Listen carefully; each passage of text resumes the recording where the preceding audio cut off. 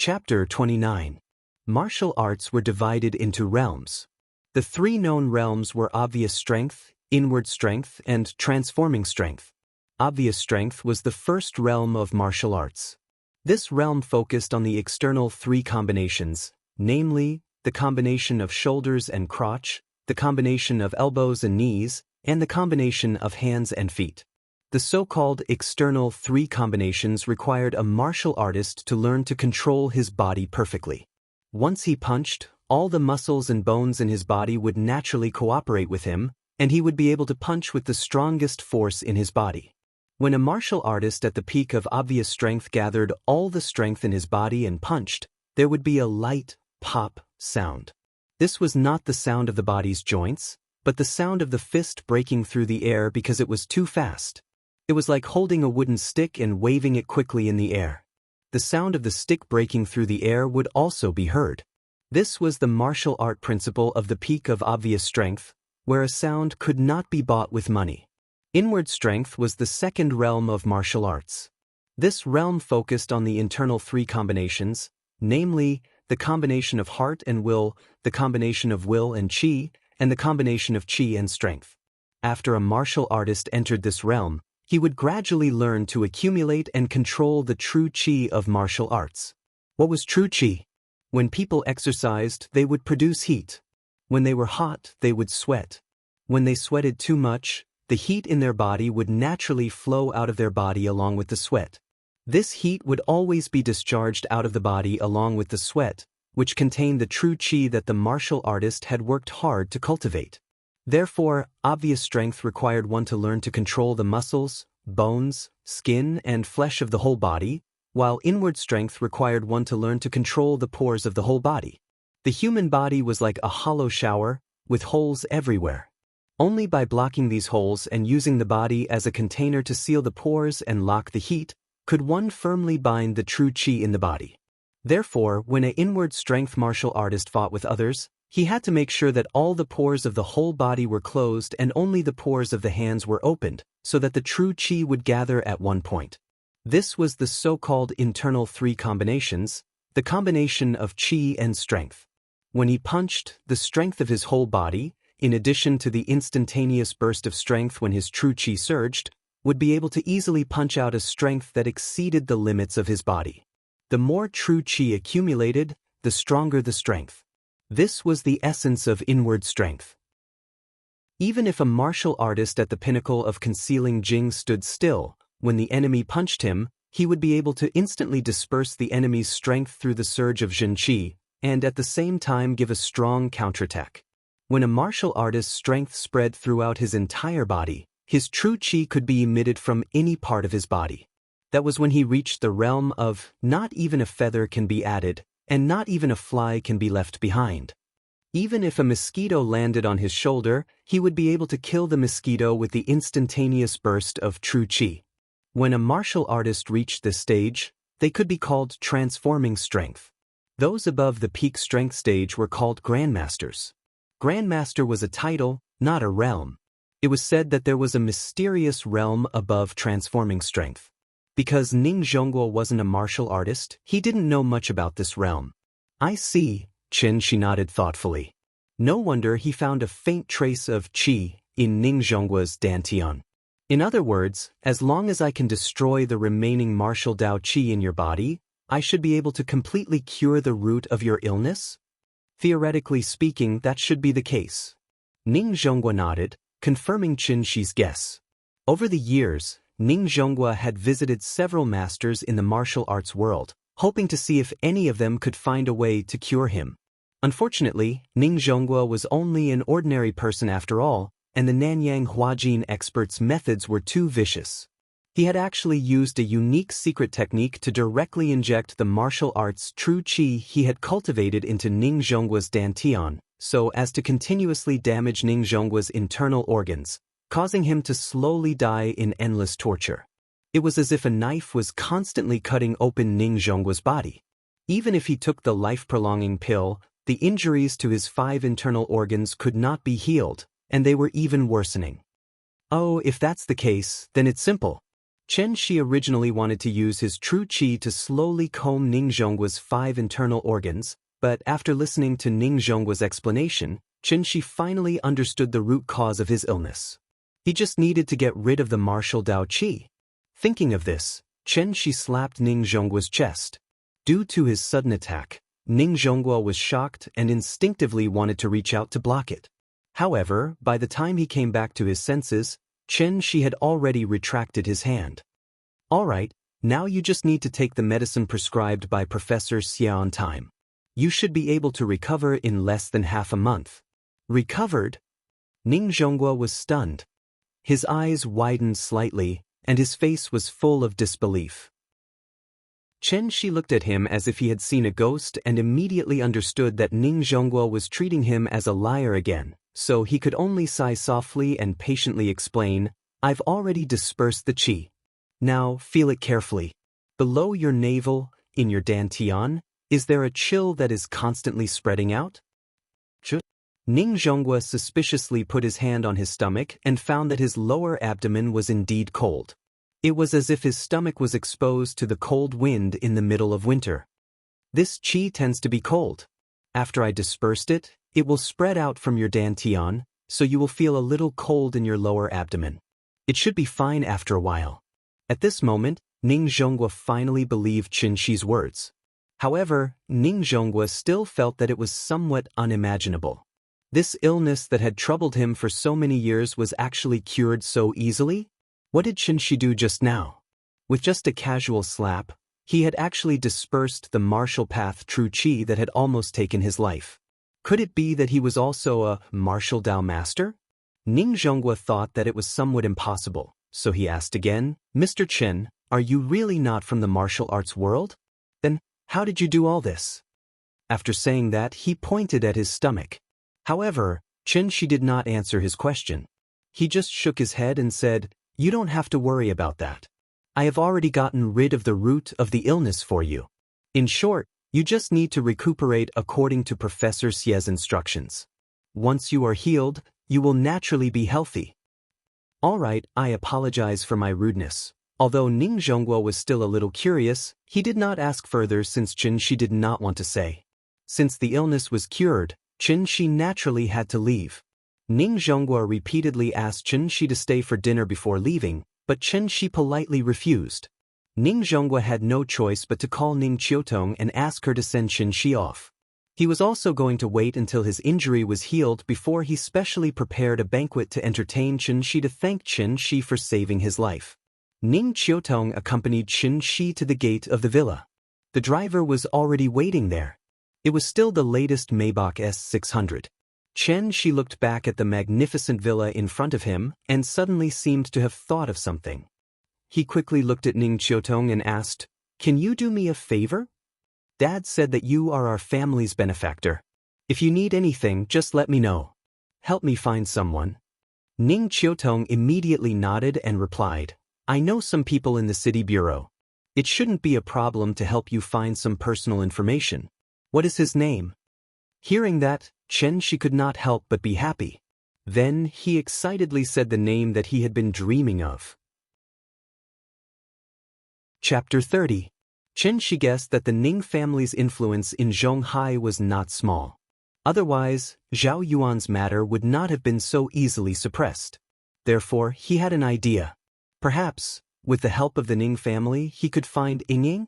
After receiving Ning Qiutong's affirmative answer, Xianxi got into the car with a mood as if he had just bought a lottery ticket. Although he knew that the possibility was slim, he still had a glimmer of hope. If he won, it would be the first prize. If he didn't, then he would slowly look for her. The car slowly drove out of Jin City Mansion. At this time, Xianxi suddenly remembered that it was not yet time to get off work. If he went back so early, Aunt Zhang would probably be suspicious again. In order to maintain a good image in Aunt Zhang's mind, Xianxi thought about it and asked the driver to send him to Zhongshan Road. Zhongshan Road was known as the starting point of Zhonghai's modernization. Since the beginning of the last century, Zhongshan Road had become the financial and trade center of Zhonghai and even Wuxia. Zhongshan Road had always been regarded as a landmark and a symbol of the city's history. On this road, there were 52 classical revival buildings built in the last century, which formed a sharp contrast with the modern skyscrapers on the other side of the Dian River. After telling the driver to go back first, Xianxia got out of the car and went to the riverside. Leaning against the railing, he enjoyed the gentle caress of the sea breeze. Across the river was the Xingchen Hotel that he had just visited a few days ago. There was only one reason why Xianxia came here. This was the place where he and Yingying pledged their love. He still remembered that year. The boy and the girl walked side by side on this road. The girl suddenly quickened her pace, like a light butterfly, flying forward with a smile. The boy was a little caught off guard and hurriedly chased forward. But at this time, the girl put her hands behind her back and turned around lightly like a swallow. She didn't stop walking. As she retreated, she looked at the boy and smiled. At this time, shouldn't you say something to me? The girl's smile was like a flower. Her long black hair fluttered in the wind, her white dress fluttered in the wind, and the sunlight shone on her body. That moment was indescribably beautiful, enough to make everything in the world pale in comparison. For a moment, the boy was stunned. The girl smiled and retreated. Seeing that she was getting further and further away and was about to disappear into the sea of people, the boy finally came to his senses. He raised his hands like a trumpet and used all his strength to shout at the girl, "Qin Ring, I like you." Zhongshan Road was still as crowded as it was today. The boy did not know why he had the courage to reveal the little secret that had been hidden in his heart under such circumstances. There were no romantic decorations, no eye-catching courtship banners, and not even a bouquet of flowers. This young man's sudden courtship immediately caused quite a stir.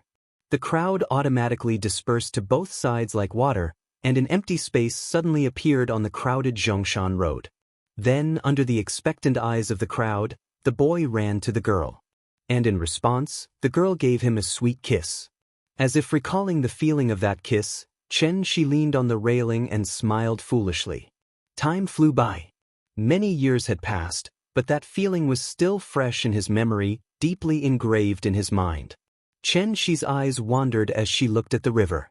Suddenly, his eyes drifted to the Fuqing building next to the Xingchen building. Immediately after, a thought popped up in his mind. Then, he quickly took out his mobile phone and called Ning Zhonghua. "Mr. Ning, can you do me another favor?" The Fuqing building was the closest to Dianjiang in the entire Zhonghai, and it had the best view. This building was famous in Zhonghai and even in the country, not because of its good location, but because the whole building was golden. The golden building stood on the bank of Dianjiang River. Every time the weather was fine, the sun shone on the building, and the whole building would emit a dazzling golden light, which was particularly eye-catching among the other skyscrapers. If it was only because of the appearance of the tycoon gold, it was obviously not enough to make it famous in the country. The real reason why it was famous was actually because of the LED light wall, which was known as the world's largest billboard. Yes, the inside of the wall of the Fuqing building was installed with LED light-emitting diodes. Every night, the Fuqing building would turn on all these LED lights. People standing on Zhongshan Road could see a huge billboard with a width of 57 meters, a height of 63 meters, and a visible area of 3,591 square meters, which could be called the world's largest billboard. Of course, if the developer wanted to set up such a huge billboard, they first had to comply with the National Outdoor Advertising Registration Management Regulations, so the Fuqing building must broadcast public service advertisements and commercial advertisements in turn. Because of this, the actual display time of commercial advertisements in the Fuqing building was actually very short. There were two ways to display commercial advertisements in the Fuqing building. One was a daily round of 15 seconds for 30 consecutive days, and the fee was 640,000 yuan. The other was a continuous display for an hour, and the fee was also 640,000 yuan. Today was supposed to be an ordinary day. It wasn't a weekend, nor was it a holiday. But because Zhongshan Road was so famous, even in the most off-season, Zhongshan Road's daily traffic was about 500,000 people. When the evening came, the lights were just turned on. As usual, the Fuqing building lit up the LED advertising screen again. But the content of tonight's advertisement was very strange, and there was only a line of inexplicable words on it. Qin Ring, I'm back, and I'm looking for you. 11 words, 3 punctuation marks. A name, a paragraph without beginning or end. Anyone who saw the billboard couldn't help but rack their brains to think, who is Qin Ring? From the A-list to the C-list, from the popular actresses to the streamers, among all the female figures with a little fame, there was no one called Qin Ring. But since she was not a star, why did she use this way to attract attention? What was the meaning of this sentence? Who is Qin Ring? Puma. The Fuqing building used to accept many commercial advertisements, and the effect of each advertisement was proportional to the price. But this time, even the people in the Fuqing advertising department didn't expect that the advertisement, which was forcibly inserted because of the strong background, would cause such a large-scale impact on the internet. Weibo, forums, WeChat moments, self-media, and even some gossip news were reposting and reporting this matter. Who is Qin Ring? Who is looking for her? Is it another publicity stunt to attract attention? Is it a new internet prank similar to Jia Junpeng, your mother is calling you home for dinner? People were talking about this commercial, which had nothing to do with commercial advertisements at all. There was only one sentence, but it easily aroused everyone's curiosity. Countless girls heard the news and came to Zhongshan Road in order to take a photo with the LED light wall of the Fuqing building and posted with the photo, "Whoever can write my name on it, I will give birth to his children." There was a strong storm on the internet, and countless girls with the same name as Qin Ring were called instantly. In less than an hour, the topic hashtag looking for Qin Ring hashtag had appeared on Weibo. At 10 o'clock in the evening, the topic hashtag who is Qin Ring hashtag had rushed to the hot search list on Weibo. Although the ranking was still very low, it was very likely that it would rise to the first place as time went by. Chicken soup for the soul and joke makers came out one after another. For a time, all kinds of guesses and all kinds of magical plots were constantly unfolding. As the initiator, Xianxia had been sitting on a chair on the river bank, staring at the big words that lit up half of the sky. Ying, I really miss you. Asterisk asterisk asterisk asterisk asterisk asterisk asterisk asterisk asterisk asterisk. Thank you to the 2 bosses, Domestic Fool and Xiaoyang, for your tips, and I'm very confused. Why do other books have book list authors, but I don't have one? Chapter 31. Small courtyard, pavilion. Stone table, guqin. White dress, woman. The woman was playing the guqin. The clear and smooth sound of the guqin was like a flowing stream, refreshing the heart. A cool breeze blew past, bringing with it the fragrance of osmanthus flowers. Her slender and fair fingers plucked the strings. As her fingers danced, whose heartstrings did the shang string vibrate? Creak. The door in the distance was slowly pushed open. In an instant her white dress fluttered and the sound of the guqin surged. It was as if it was complimenting the waterfall on the cliff, echoing for a long time. But then her movements suddenly slowed down. The sound of the guqin also became quiet and elegant, with a faint sadness, just like the osmanthus fragrance.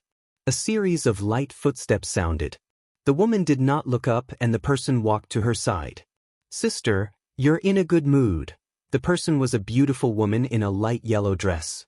Although she did not wear any makeup, her face was exquisite and impeccable. The woman in white stopped and looked up with a faint smile. Qin, why are you here? I haven't come to visit you in a long time, so I brought you some good news today. Good news? That person is back. He's looking for you everywhere. A few days ago, you even made a big news. Do you want to know? The woman in white was stunned for a moment, but she immediately came back to her senses. She lowered her head and quickly said, Don't say any more. I don't want to hear it. From her tone, she seemed to be unhappy. The woman in the yellow dress called Qin was stunned when she saw this. She did not expect such a reaction. Therefore, she bowed slightly and carefully asked, Sister, don't you miss him? Miss him? I gave everything to him, but he let me down. Why should I miss him? From the moment he left, I had already decided that I would never see him again in this lifetime. The woman in white seemed to get angrier the more she thought about it. Before the woman in the yellow dress could speak, she continued, "Qin Qing, go back. I'm not in a good mood today. I want to be alone." The woman in the yellow dress frowned. She wanted to see if there was anything strange about the woman in white. However, the woman in white had her head slightly lowered, so no one could see the expression on her face. After hesitating for a moment, the yellow-dressed woman smiled and said softly, "All right then. Have a good rest, big sister. I'll leave first." With that, she turned around and walked out the way she had come. Creak. The door closed again. The woman in white finally raised her head and glanced at the door. There was no trace of anger on her face, only indescribable confusion and sorrow. She tilted her head to look at the Guqin and lowered her eyes. Suddenly, a crystal-clear tear slowly slid down from the corner of her eye. The next morning, Lin Xian had just entered the office when his phone rang. She took out her phone and saw that it was a WeChat message from Wang Lu. "Xianxia, did you see the news yesterday? Was it Qin she's doing? That's awesome." Lin Xian was stunned for a moment before replying, "I'm not sure, but I think it's Qin she's doing. After all, he's been looking for Yingying." "Definitely. I thought that Qin she hadn't done well in the past few years. I didn't expect him to amaze the world with a single brilliant feat. He's really awesome. His WeChat moments are exploding. I left a comment saying that Qin Ruing is my classmate, but no one believes it. I'm so angry." Lin Xian typed a paragraph, but after thinking for a while, she pressed the delete button and wrote again, "Where's Zhao Yuan? What's the situation now?" Wang Lu seemed to be really free and replied immediately, "He's still in the hospital. However, according to Li Xiuwen, Zhao Yuan's family doesn't seem to want to pursue the matter. I'm not too sure about the specific situation." "Don't pursue the matter?" Lin Xian sat in her seat and held her phone, thinking about something. Wang Lu waited for a moment. Seeing that she didn't reply, she continued, "Xianxian, what's Qin she doing now? I heard that the Fuqing building's advertisement doesn't seem to be available just because you have money. Chen she can book an entire night's advertisement. It shouldn't be easy, right? I think we should contact our old classmate more when we have time. One more friend means one more path." Lin Xian's phone vibrated, waking her up from her chaotic thoughts. "I only know that he seems to be at home taking care of the child recently. I don't know what he's doing specifically. I'm going to work. I'll talk later." 2 messages in a row. After sending them, Lin Xian sat at her desk and looked out the window thoughtfully. Her office was in a very good location. It was located at the corner of the 23rd floor. Standing in front of the floor-to-ceiling window, one could overlook the entire Dianjiang River and the Zhongshan Road. Back to last night. Not long after Qin Ruing's name lit up, Lin Xian had already arrived at the Fuqing building. She raised her head and looked at the dazzling LED lights, carefully reading every word on it. Although she wasn't sure if this was Qin she's doing, Lin Xian had already subconsciously thought that only Qin she would do such a thing. Some things really touched people's hearts. So even if the person involved wasn't herself, and she wasn't even sure if the protagonist of the advertisement was Qin Shi and Qin Ruing, Lin Xian couldn't help but be moved to tears. On the other side of the Dianjiang River, Chen Shi sat in the chair for several hours. Suddenly, a series of urgent ringing sounds rang out, waking him up from his chaotic thoughts. He looked at the caller ID and saw that it was Aunt Zhang. Chen Shi then noticed that it was already 9 o'clock in the evening, and he had been sitting here for 6 or 7 hours. Because he was so immersed in his thoughts, he forgot to tell Aunt Zhang in the morning that he was going home for dinner. "Hello? Aunt Zhang?" Chen Shi quickly answered the phone. But it wasn't Aunt Zhang's voice that came from the other end of the phone, but the little girl's loud voice. "Papa, when are you coming home?" As soon as he heard his daughter's sweet voice, Chen Shi immediately smiled and replied, "Soon. Papa is off work and will be home soon. Then I'll wait for you at home. Papa, hurry up." "Okay. Papa, run." Okay. Horse, run. Go, go, go, go, go." The little girl played with Chen Shi on the phone. So, Chen Shi immediately pretended to be a horse and responded on the other end of the phone, "Neigh, neigh, neigh." The little girl held the phone and giggled happily. But at this time, Aunt Zhang grabbed the phone and told Xianxia, "Don't listen to this silly child. Xianxia, watch the road when you come back and be careful. You haven't eaten yet, right? I'll go heat up the food for you now. It should be ready when you come back." "Okay, then I'll have to trouble you, Aunt Zhang. Don't be so polite. Be careful on the road. Don't worry, we'll wait for you." Chapter 32. The next day. Early in the morning, Xianxia went straight to the bank with Nian using the excuse of going out to buy something. When he left yesterday, Ning Qiutong gave him a card with 100,000 yuan on it. It was his reward. In fact, Ning Qiutong wanted to give him 1,000,000 yuan as a reward, but Xianxia insisted on only taking 100,000. After all, he had already said that he only wanted 100,000, so he naturally wouldn't take more. Xianxia was a man of his word. Although he said that he wouldn't save Ning Zhonghua, he still saved Ning Zhonghua in the end. It wasn't that Xianxia didn't have principles. The reason why he helped was mainly because Ning Qiutong asked him for help as a daughter. This really moved Xianxia. After all, he was also a father. For Nian's sake, Xianxia chose to forgive Ning Qiutong. And after he and Ning Qiutong buried the hatchet, the two things that he asked the Ning family for help with were tacitly agreed by both parties: favors. Xianxia asked himself if he had the chance to return this favor in the future, and the Ning family thought that Xianxia had the ability to return this favor. Therefore, both parties tacitly considered treating Ning Zhonghua's treatment as a pure transaction. Favors could be returned slowly, but the reward had to be settled on the spot.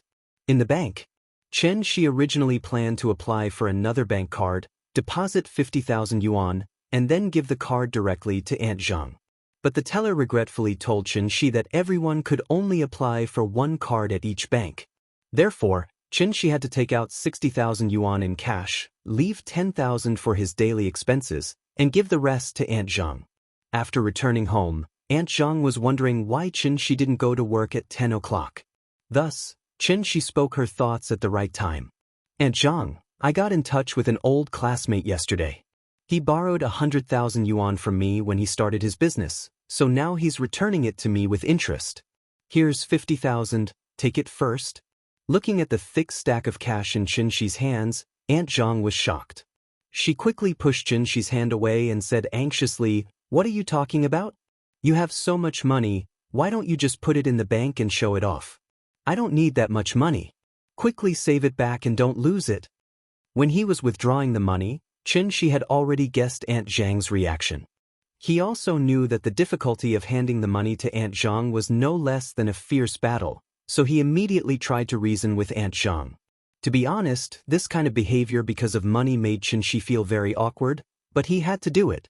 After all, Aunt Zhang had done a lot for Xianxia's family over the years without asking for anything in return. If he wanted to give Auntie Zhang money now, Auntie Zhang would definitely not accept it. One side wanted to give, while the other side refused. Naturally, there would be a lot of pushing and giving. After more than 10 minutes of pushing and giving, no matter what Auntie Zhang said, she still couldn't persuade Xianxia. In the end, even the little girl heard the noise and ran in, shouting for Grandma to accept the money. Aunt Zhang had no choice but to accept the 50,000 yuan and said helplessly, "Well, leave the 50,000 yuan with me first. When you need money, just let me know." "Okay, Auntie Zhang, don't worry. I still have 50,000 yuan here, don't worry. Since I'm back, I will naturally support this family and give Nian a relatively good environment to grow up in." That's good, that's good." Auntie Zhang held the thick stack of money and felt a little emotional. After Auntie Zhang took the money back into the house, Xianxia turned on the TV and put the little girl on the sofa to watch cartoons.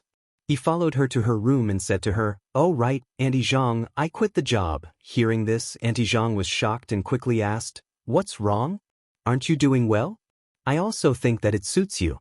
Why did you quit just like that?" "It's like this. Didn't you tell me some time ago that you would be going home to take care of your granddaughter after the new year? So I thought that I still have 50,000 yuan left, right? Then I might as well start a small business. It's easier to take care of the child this way." Speaking of this, Xianxia looked at Auntie Zhang with some worry and quickly explained, "I'm not chasing you away. I just think that you haven't been home much for Nian all these years, so your family must have some opinions. You've done too much for me and Yingying. Since I'm back, I shouldn't continue to owe you. I have to find a way to slowly repay your kindness." Hearing this, Auntie Zhang couldn't help but sigh and said worriedly, "Yes, I haven't been home for a long time. My granddaughter is more than a year old, and my son calls me every day, insisting that I go back to help them take care of the child. Then you should go back. I'll bring the child to visit you often in the future." After hearing Xianxi's words, Auntie Zhang nodded, but immediately shook her head and said, "I'm just a little worried." She looked at Xianxi and said earnestly, "Xianxi, you're not young anymore. You're a man. You can't be cooped up at home every day to take care of the child, right? How could this be allowed to go out? Yingying is really too much. You've been gone for 5 years, and if she's gone, I'll probably be gone for 5 years too. How can parents be like you too?" Xianxi couldn't help but smile bitterly. Auntie Zhang thought about it and continued, "Then how about this? I'll stay for a few more days. In these few days, you'll be in charge of buying groceries, cooking and washing clothes. Just treat it as a pre-job inspection, so I won't have to worry." "Okay. I'll show you my cooking skills later." The light rain slanted, and the wind blew in the morning chill. The light smoke was scattered, and the willows were beautiful on the clear beach. Entering the clear waters of the Huai River, the clear waters were slow. Snowy foam floats in the noon cup, and polygonum wormwood shoots are tested in the spring plate. The taste of the human world is clear joy. Lunch was cooked by Xianxi. She cooked 3 side dishes and a tomato egg soup. To be honest, it was very ordinary, at least far worse than Auntie Zhang's. However, it was the first time for the little fellow to eat the food cooked by Papa. She held her small bowl, waved her small spoon and shouted, "Papa's food is delicious." As she spoke, she also ate several mouthfuls of egg soup rice in succession, which really gave Xianxi face. However, Xianxi was a little dissatisfied with his cooking skills, which didn't meet his expectations at all. But after thinking about it, it was still acceptable. After all, he hadn't cooked for hundreds of years, so he was really a little rusty. Now he could make something neither salty nor bland, which was actually very good. After lunch, Auntie Zhang finally didn't stop Xianxi from entering the kitchen this time. Instead, she held the little fellow and happily watched TV. Xianxi took the bowls and chopsticks back to the kitchen, wiped the table with a towel, and then washed the dishes, scrubbed the pots, and wiped the stove. After cleaning up the kitchen, he had to wipe the table and windows, sweep the floor, and throw the little fellow's dirty clothes into the washing machine. Some clothes were stained with too much oil, so he could only wash them slowly with soap. After everything was done, it was almost 3 o'clock in the afternoon. Auntie Zhang was going to take a nap, so Xianxi forced the TV off in the little fellow's reluctant cries, and then coaxed her to recite a book. What was life? This was life. A bachelor could throw the takeout box into the garbage bag after eating, and when the garbage bag outside the door was piled up to a certain extent, he could throw it all into the trash can. The room could only be cleaned once every half a month, and the bed sheets could only be changed once a month or even 3 months. This was also a kind of life, but it was not a father's life. A child was not a toy. He could move, run, and think. Was Xianxi really short of money? Even if Auntie Zhang left, how much could he spend to hire a nanny? Money could solve many problems, but there was no way to buy a really good growth environment for the child. Since Yingying was not here, then he had to take on the role of a father and a mother at the same time. He had to do his duty and let his daughter grow up happily. This was the only requirement Xianxi had for himself now. Chapter 33. During lunch in the afternoon, Xianxi and Aunt Zhang talked about Nianyan's kindergarten in detail. He really didn't understand why other children didn't like to go to kindergarten, but his child was clamoring to go to kindergarten all day long. In order to respect the little girl's decision and to let Aunt Zhang go home without worry, Xianxi went out after dinner and prepared to inspect the nearby kindergartens. There was only one public kindergarten near Kangju community. Although Nianyan was a local, Aunt Zhang didn't want to send her there before, so she missed the registration time. In addition, there were very few places for public kindergartens. Even if Nianyan signed up, she probably wouldn't get a place in the end. Therefore, Xianxia now had only one choice left, and that was to send Nian to a private kindergarten. Private kindergartens were not as expensive as public kindergartens. Not only were the tuition fees expensive, but there were also often news of teachers abusing children. At the thought of this, Xianxia felt a little uncomfortable. He really didn't dare to imagine what he would do if Nian was abused in kindergarten. At the thought of abuse, he couldn't help but think of several Korean movies he had watched, such as Suwon, Don't Cry, The Furnace, and so on. He couldn't get over it after watching it. Thinking of Suwon's cute and sensible appearance, he felt that Nian would be as beautiful and cute as Suwon when she was 2 years old. Xianxia's thoughts drifted further and further away, but when he thought of some scenes in the movie, he suddenly became a little angry and couldn't help but burst out cursing, "Damn it! I almost forgot. I must prepare some protective measures for Nian when I go back later." Perhaps this was the mood of every father. This was especially true for the girl's father. They would always involuntarily let their imaginations run wild, imagining all kinds of possible scenarios. Daughters were their father's little angels, the cutest existence in the world.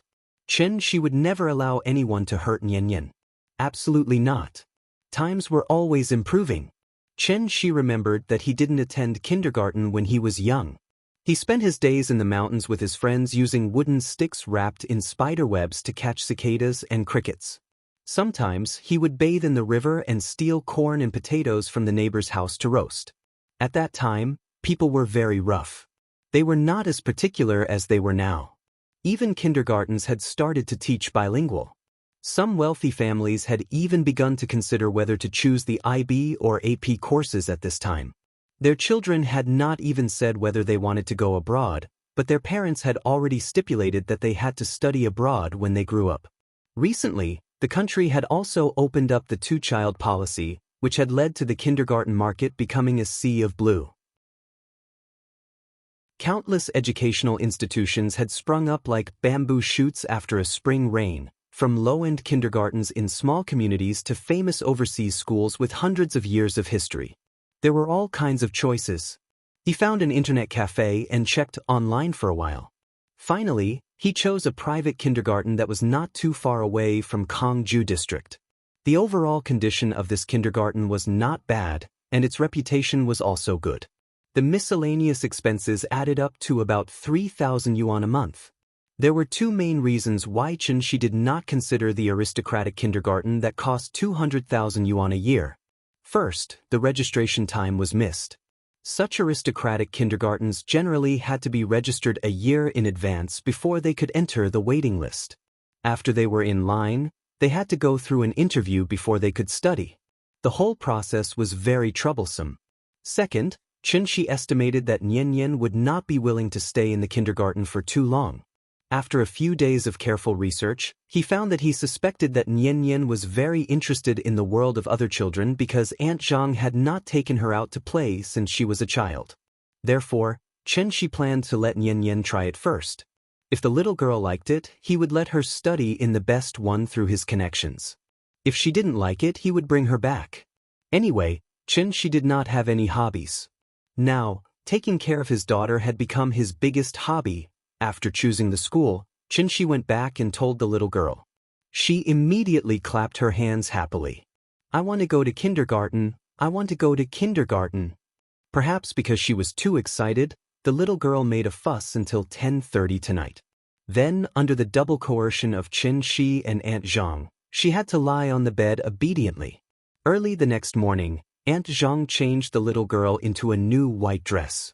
The little girl put on the new clothes and tied 2 ponytails. For the first time, she did not want Xianxia to carry her. Instead, she ran out of the door by herself. The kindergarten was not far away. It only took about 10 minutes to walk from Gangju district.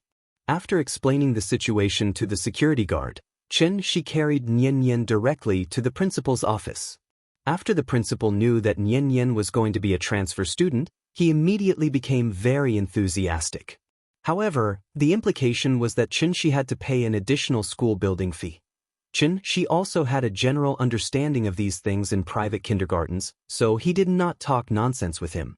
He directly swiped his card and paid a series of fees for this semester's management fee, school building fee, food fee, and a series of other expenses.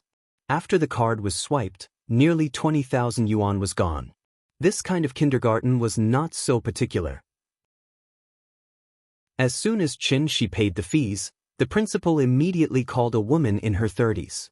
She looked quite kind. The woman's surname was Wang. In the future, she would be Nianyan's class teacher. Teacher Wang took the father and daughter to the outside of the classroom. However, when Nianyan saw more than 20 children about her age sitting inside, she suddenly felt a little timid. She was obviously very excited just now, but now, like a frosted eggplant, she shrank into Xianxia's arms. "Papa, I don't want to come to kindergarten." Seeing this, Xianxia suddenly did not know whether to laugh or cry. Silly children were still afraid of strangers. However, at this time, even if Xianxia doted on the little fellow, at this moment he could no longer do as she wished. People had to go through this process. Since the child was here, she should go in. He must not let her develop the habit of backing out. "Nianyan, be good. You see so many children inside. If you go in with Teacher Wang, everyone will play with you." "No, I'm scared." The little fellow's mouth twitched. It seemed that she was about to cry. Xianxia had no choice but to look at Teacher Wang. Teacher Wang had seen this kind of situation for a long time. The children in this class would cry for most of the day when they came every day. In fact, Nianyan's situation was considered good. "Nianyan, be good. Come, I will take you in. Don't be afraid. You will all be friends in the future." Teacher Wang motioned to Xianxia to give Nianyan to her. Xianxia wanted to hand Nianyan over, but the little fellow held his neck tightly and cried loudly, "Papa, don't go, Papa, don't go. Nianyan, don't be afraid. Papa won't go. He will wait for you outside. Go in and play with the other children, okay?"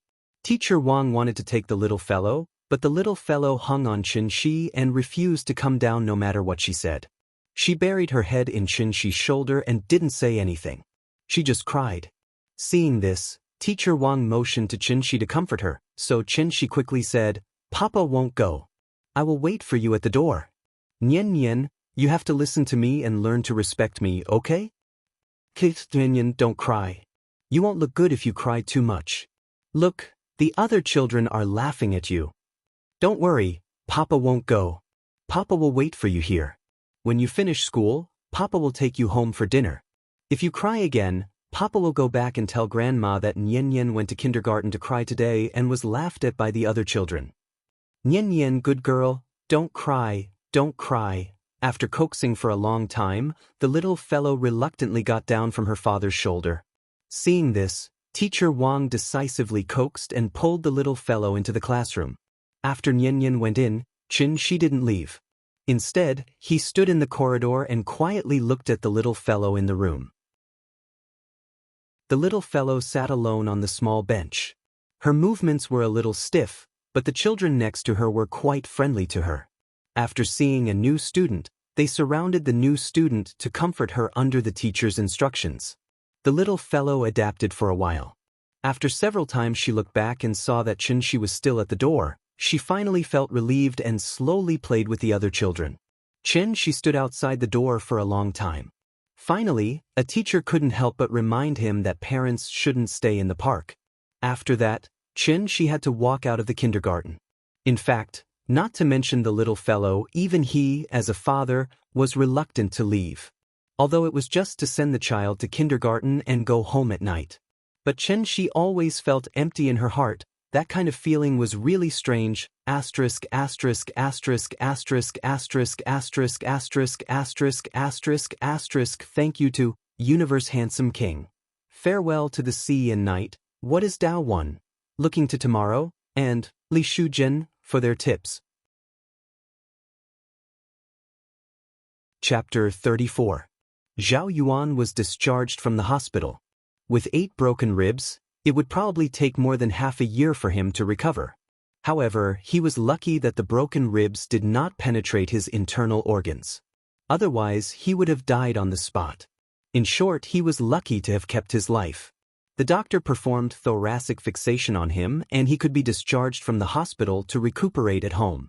It would take more than half a year for his bones to regrow, so the doctor advised him not to do any strenuous exercise during this time.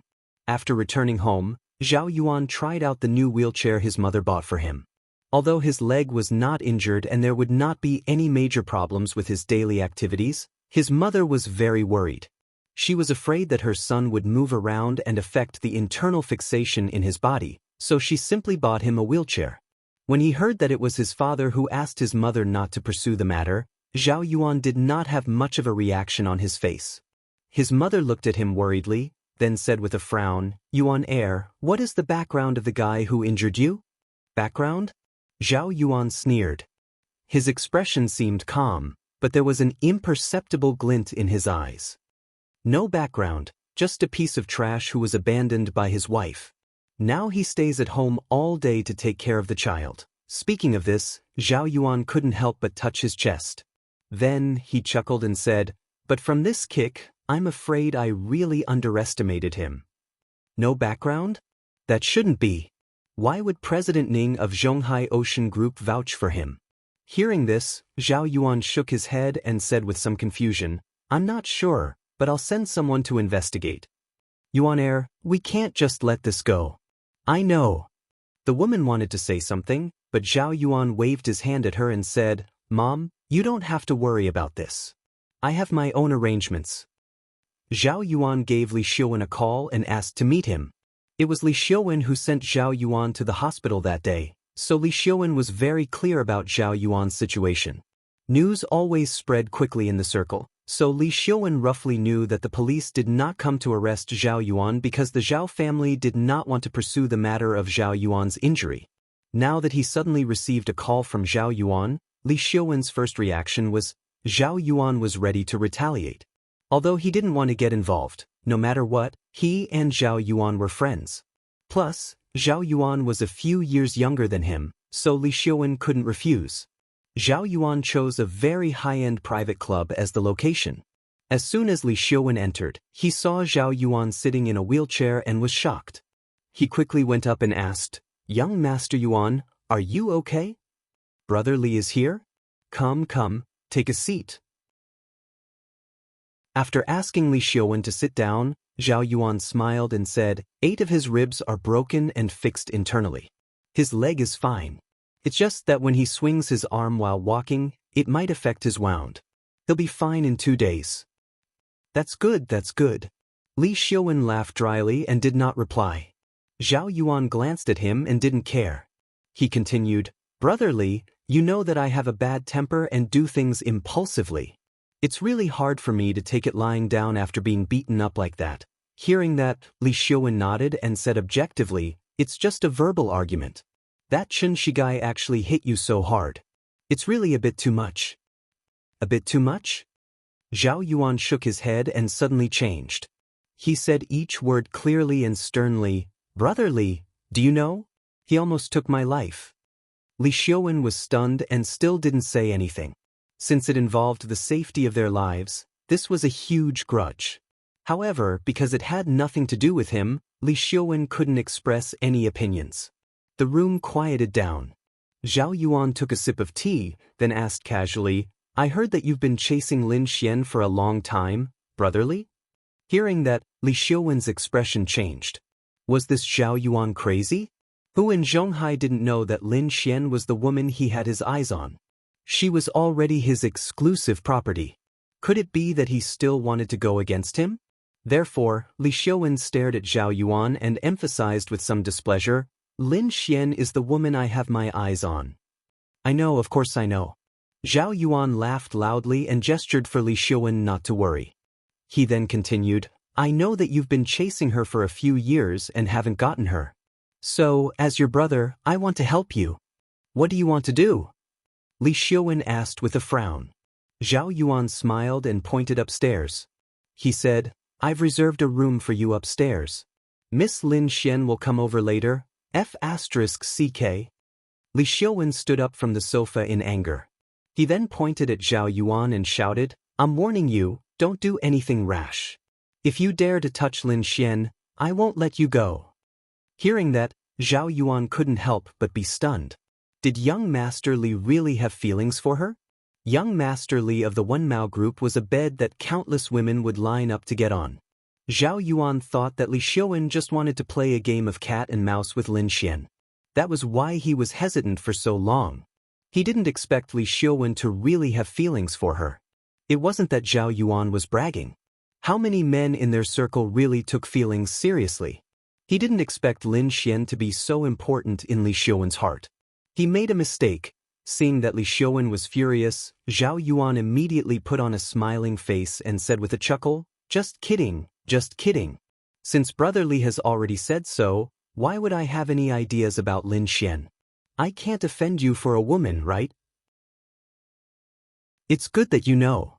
Li Xiaowen snorted and then stopped being polite. He said, "I still have things to do at the company. Take your time, young Master Li." After that, Li Xiaowen flicked his sleeves and left. After Li Xiaowen left, Zhao Yuan sat quietly in his wheelchair and seemed to be thinking about something. After a while, he picked up the phone next to him. He dialed a number and then ordered the person on the other end of the phone, "Do it." When Zhao Yuan put down the phone, his gaze had already drifted to the female receptionist in a cheongsam at the door. "You, come here for a moment." The woman in the cheongsam heard Zhao Yuan's voice and quickly ran to his side. She bowed slightly and asked, "Mr. Zhao, do you have any orders?"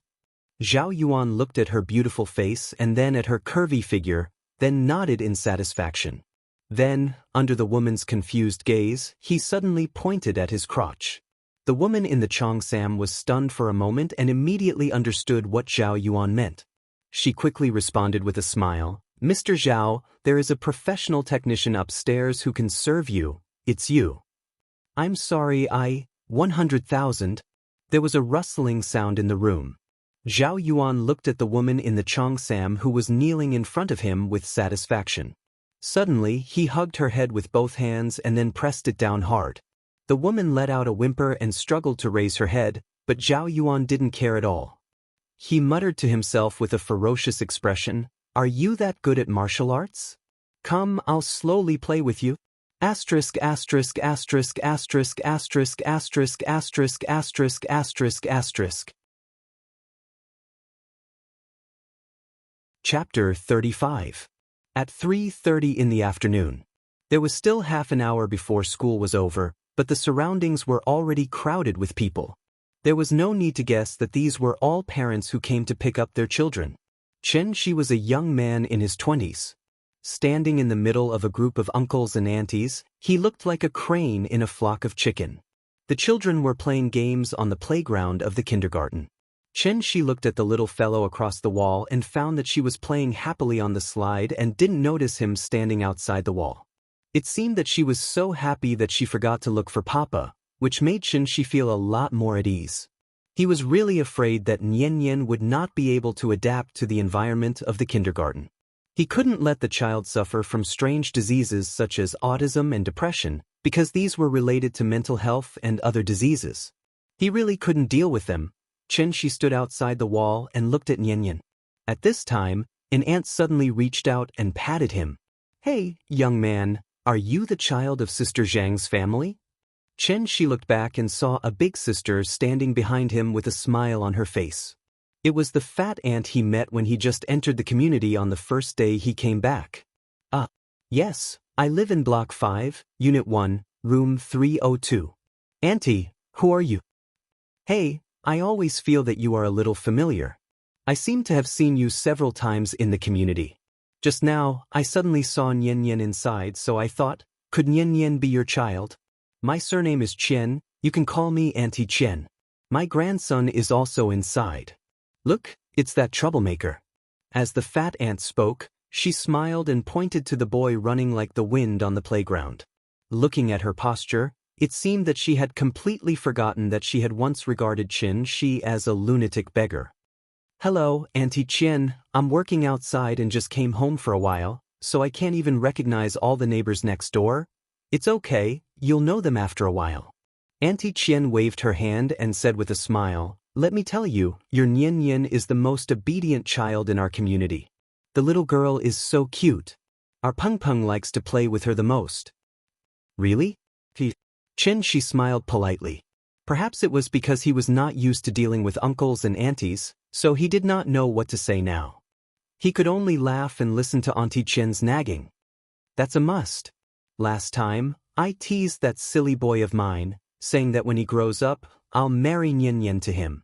Sigh, you didn't see it. At that time, that silly kid's face was as red as a monkey's butt. He was so embarrassed that he could die. Really? Of course.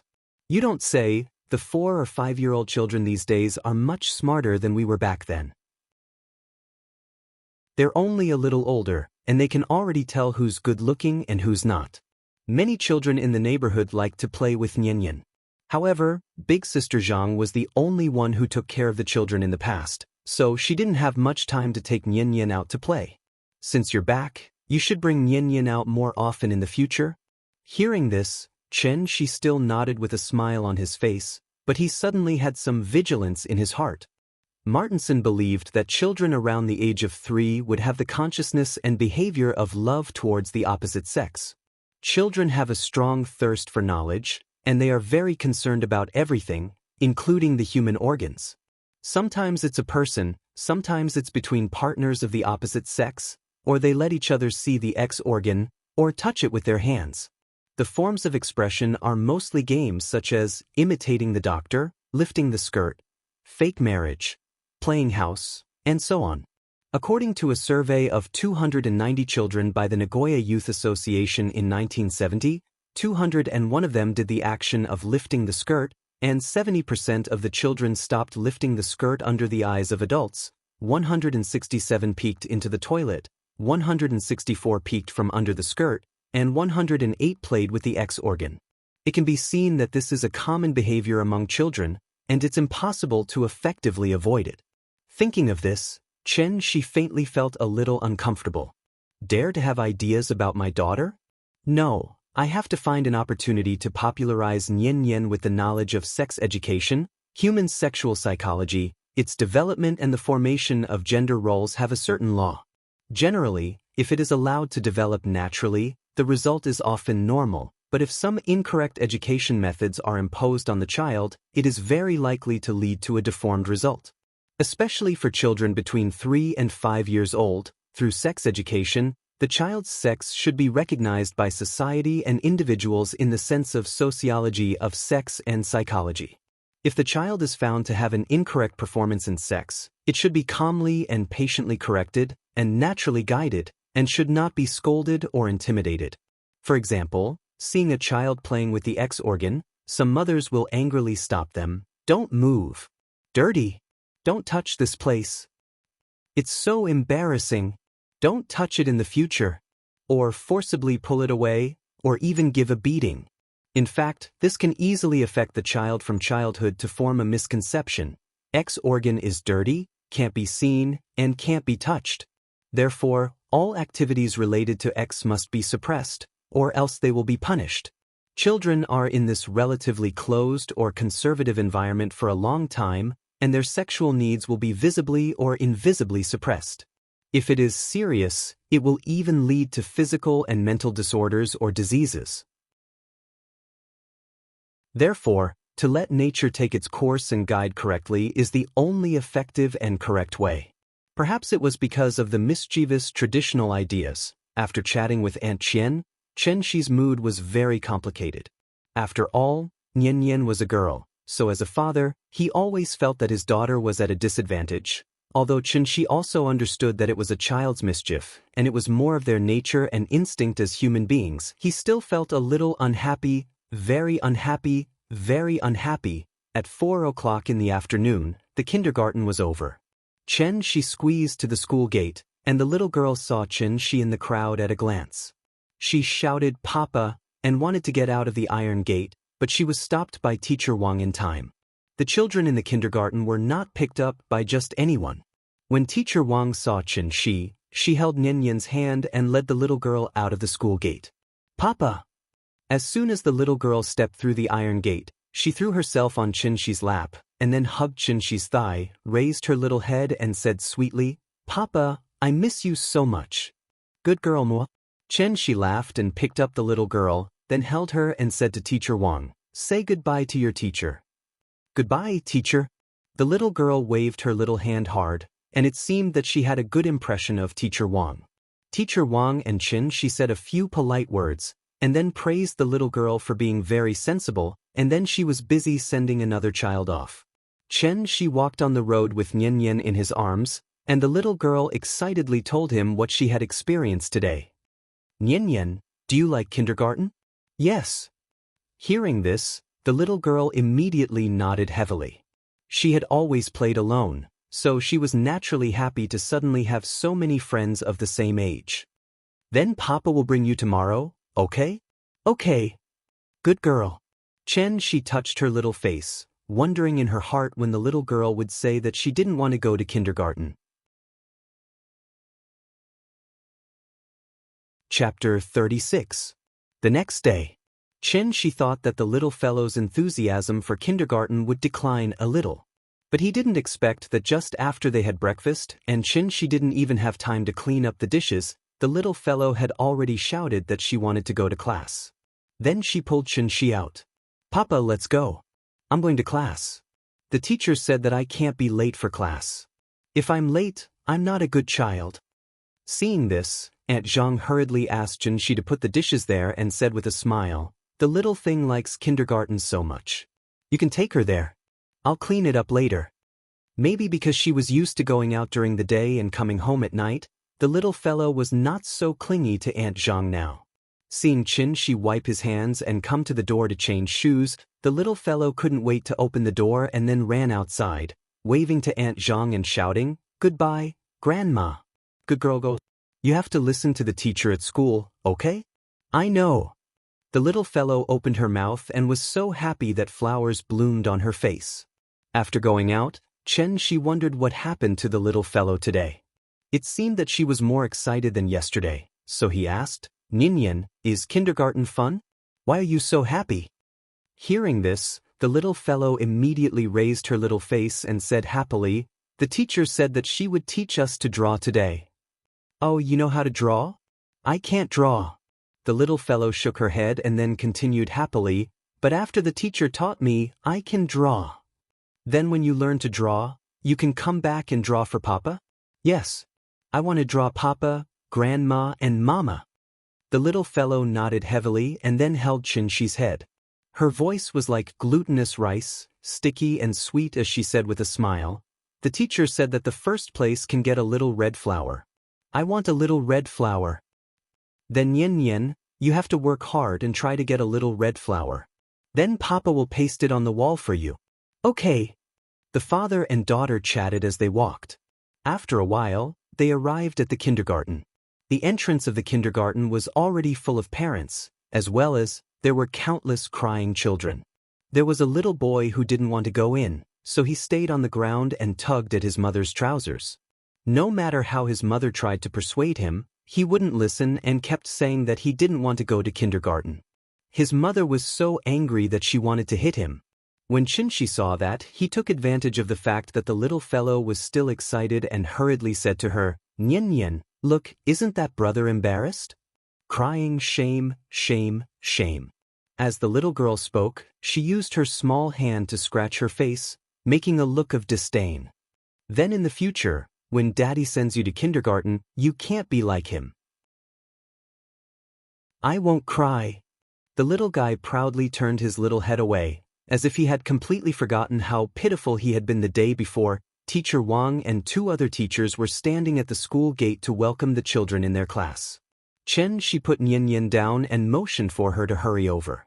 But at this time, the little fellow stood on the ground and tugged at Xianxia's hand, then pointed to her little face. Seeing this, Xianxia immediately squatted down with a big laugh, then gave the little fellow a big kiss on the face. Only then did she jump and run to the iron gate. Goodbye, Daddy. Go, listen to the teacher, Daddy will wait for you here after school. After the little fellow went in, Xianxia went to the outside of the wall, ready to watch them finish their morning exercises before going back. However, after a while, his phone suddenly rang. Xianxia took out his phone and looked. It was Lin Xian calling. Xianxia picked up the phone, but there was no sound from the other end. Lin Xian? Xianxia shouted a few times, but there was no response. Just when he thought that Lin Xian had accidentally dialed the wrong number, he suddenly heard a man's deep voice on the other end of the phone. Xianxia? Xianxia was stunned for a moment, then quickly asked, "Hello, who are you? Why are you calling me with Lin Xian's phone?" Hearing this, the person on the other end of the phone laughed and said with a bit of banter, "You forgot my voice so quickly?" Xianxia was stunned for a moment. After he came back to his senses, his face instantly turned ugly. So, he asked coldly, "Zhao Yuan?" "Pa, it's me. Actually, I'm just calling to let you know that I'm safe. Where is Lin Xian?" She stood on the sidewalk outside the kindergarten wall with the phone in his hand. His voice seemed to come from the 9 serenities, cold and harsh. "Lin Xian? Oh, she's here. I borrowed her phone to call you. I'll give it back to her later. Zhao Yuan, I'm warning you. If you dare to touch a hair on Lin Xian's head, I'll let you know what it means to be skinned alive." As soon as he finished speaking, a green brick under Xianxia's feet suddenly shattered with a "kacha" sound. Zhao Yuan on the other end of the phone laughed and said, "I'll let her talk to you." Xianxia turned up the volume to the maximum, but after listening for a while, he could only hear a rustling sound. He couldn't hear anything at all from the other end of the phone. Slap. Suddenly, the sound of a slap was heard. Then, Zhao Yuan's gloomy voice came from the other end of the phone. "Speak to him." However, after his voice fell, there was still no sound from the other end of the phone, as if Zhao Yuan was talking to the air. Xianxia waited for a while, but still didn't hear anything. But right after that, the sound of a slap came from the other end of the phone. "I'm King asking you to speak." The more Xianxia listened, the more he felt that something was wrong. He quickly shouted on the phone, "Lin Xian? Lin Xian, are you okay?" On the other end of the phone, Lin Xian sat on the sofa, while Zhao Yuan held the phone to her mouth, constantly asking her to speak. However, Lin Xian kept her mouth tightly closed. No matter how Zhao Yuan hit her, she didn't make a sound. *CK. Zhao Yuan was enraged. He grabbed her hair and pulled it up with all his strength, as if he wanted to lift her up by pulling her hair. Lin Xian's hands were tied behind her back, so she couldn't struggle. She could only groan in pain. Maybe because her voice was heard by Xianxia, Lin Xian didn't force it. She opened her mouth and quickly shouted, "Xianxia, don't listen to him, don't come to me. Call the police." You still want to play tricks? Zhao Yuan spat fiercely, then gave him another slap. After that, Zhao Yuan picked up the phone and said with a gloomy face, "Xianxia, I advise you not to call the police, or you should know what will happen next. Asterisk asterisk asterisk asterisk asterisk asterisk asterisk asterisk asterisk asterisk." Chapter 37. In the Economic Development Zone on the outskirts of Zhonghai. This was a rather famous unfinished building in the Economic Development Zone. The main body of the building had been repaired, but there was no time to build the outer wall. It was said that the owner of this building was from Hong Kong. He had originally planned to invest in building an electronic equipment processing factory here, but for some unknown reason, the factory was not built. The office building was only half finished when the Hong Kong owner had already run away. Because it had been desolate for too long, the factory walls had long been overgrown with weeds. The main body of the building had also become somewhat dilapidated due to the wind and sun over the years. It had to be said that Zhao Yuan had chosen a good place. Because of this rundown place, no one would come here except for models and internet celebrities who filmed outdoor blockbusters. It was really the best place to kill someone and dispose of a corpse.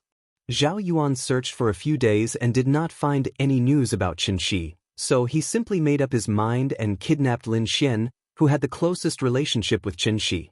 Zhao Yuan pondered that since he had already done it, he might as well go all the way and go all the way. That was why he had tested Li Xiuwen and wanted to use Lin Xian to do him a favor and try to drag Li Xiuwen down with him. However, what Zhao Yuan did not expect was that Lin Xian actually had some weight in Li Xiuwen's heart. He did not even want to eat the meat in his mouth and insisted on imitating someone else's pure love. While Zhao Yuan despised him in his heart, he silently adjusted his plan. Since Li Xiaowen was unwilling to participate, then he could not blame him for ruthlessly destroying the flower. If there was someone to blame, then blame Lin Xian for having such a bad friend like Chen Shi. Although Li Xiaowen had sternly warned Zhao Yuan not to touch Lin Xian. However, Zhao Yuan was not afraid of Li Xiaowen. Besides, as long as it was done neatly, who would know what had happened in this remote, unfinished building? Young Master Yuan, this woman is really tasty. I, Hu Laosen, have lived for so many years, but I have never played with such a high-quality product. I really want to try it. A man in his 30s or 40s stood behind Zhao Yuan and kept looking back at Lin Xian, who was tied to the chair. Lin Xian was not in a good state at the moment. His hair was messy and his face was bruised. It was obvious that he had suffered a lot. Her mouth was taped shut, and her hands and feet were tied tightly, so she could only sit on the chair and whimper and struggle. Lin Xian had already been captured by these people for 2 days. When she left for work yesterday morning, she was drugged and taken away by these people as soon as she arrived at the parking lot. When she woke up, she found that she had been taken to this strange place, and the mastermind behind her kidnapping was Zhao Yuan. Zhao Yuan had no enmity with her, so there was only one reason why he had kidnapped her here. After waking up, Lin Xian immediately thought of Chen Shi. She was originally very scared, but when she confirmed that Zhao Yuan had not captured Chen Shi, her heart suddenly relaxed. Lin Xian did not know what was wrong with her. She was clearly a clay bodhisattva crossing the river, but in this situation, she was actually concerned about the safety of others. The group of people in front of her didn't seem to be good people. The one in the lead was called Old Third Hu, and he'd been constantly touching her. If it wasn't for Zhao Yuan stopping his actions in time, Lin Xian really didn't dare imagine what would have happened next. Hu Lao-san, you can deal with her if you want, but you have to take care of business first. I have a habit. When I'm doing something serious, I have to do it wholeheartedly. Do you understand what I mean? I understand. Young Master Yuan, you're right. The fierce-looking Hu Laosen squeezed out a very twisted smile and nodded in agreement. Zhao Yuan's spending this time was not small. 10 million yuan, including Hu Laosan and 6 other outlaws, to buy Chen Shi's life. Seeing that Hu Laosan was sensible, Zhao Yuan nodded with satisfaction. Then he sat on the sofa they temporarily got and closed his eyes to rest. Hu Laosan scratched his head and asked with some doubts, Young Master Yuan, are you so sure that the kid will come alone? He won't call the police, right? Don't worry. With my understanding of him, he will not ignore the safety of this woman. Speaking of this, Zhao Yuan paused, sneered, and continued, I have already arranged in the Municipal Public Security Bureau. If he calls the police, we have enough time to evacuate. Don't worry. Hu Laosen thought about it and still said with some worry, what if the kid doesn't come? Hearing this, Zhao Yuan could not help but laugh. He was laughing, but his eyes were cold, as well as bone-deep hatred. He will come. Zhao Yuan suddenly thought of something and added, by the way, you have to be careful when he comes. That kid is a martial artist. You have to remember to be careful. Don't fall into the gutter. A martial artist? Hu Laosen pursed his lips and asked fiercely, can you beat a gun? He broke 8 of my ribs with one kick. What do you think? Zhao Yuan touched his chest and looked at Hu Laosan with interest. So powerful. Hu Laosan was obviously shocked by his words. His face was full of disbelief. Chen Shi took a taxi, but he did not take the taxi directly to the unfinished building. Instead, he got off at the entrance of a factory on the street and walked over. Just as he walked through the entrance of the unfinished building, Chen Shi saw a young man hiding behind the wall on the 2nd floor and looking around. Looking at his sneaky appearance, he was probably sent by Zhao Yuan to keep watch. Chen Shi ignored him and walked directly into the unfinished building. After seeing Chen Shi enter the building, the young man was stunned for a moment and immediately rushed to the 3rd floor. Young Master Yuan, that kid is here. Because he ran too fast, the young man said while panting. This kind of hooligan was addicted to prostitution, gambling, and drugs. He lived like a parasite. He could intimidate and do odd jobs, but if he really fought, he would tire himself out before he could even swing a few fists. His mission today was to act as a lookout, but just as he ran to the 3rd floor and shouted, Xianxi's figure had already appeared behind him. So fast? The young man looked at Xianxi in surprise, but Xianxi ignored him and walked directly in the direction of Zhao Yuan. Light footsteps sounded in the unfinished building, which was leaking air everywhere. When she saw Xianxi appear, Lin Xian immediately became agitated. She shook her head frantically and her eyes were full of despair. She sobbed and wanted to ask Xianxi to leave quickly, but her mouth was firmly sealed with tape. She could only twist her body frantically. Xianxi saw the pain and despair in her eyes, and then looked at her disheveled appearance, and her heart couldn't help but clench fiercely. Sorry I'm late.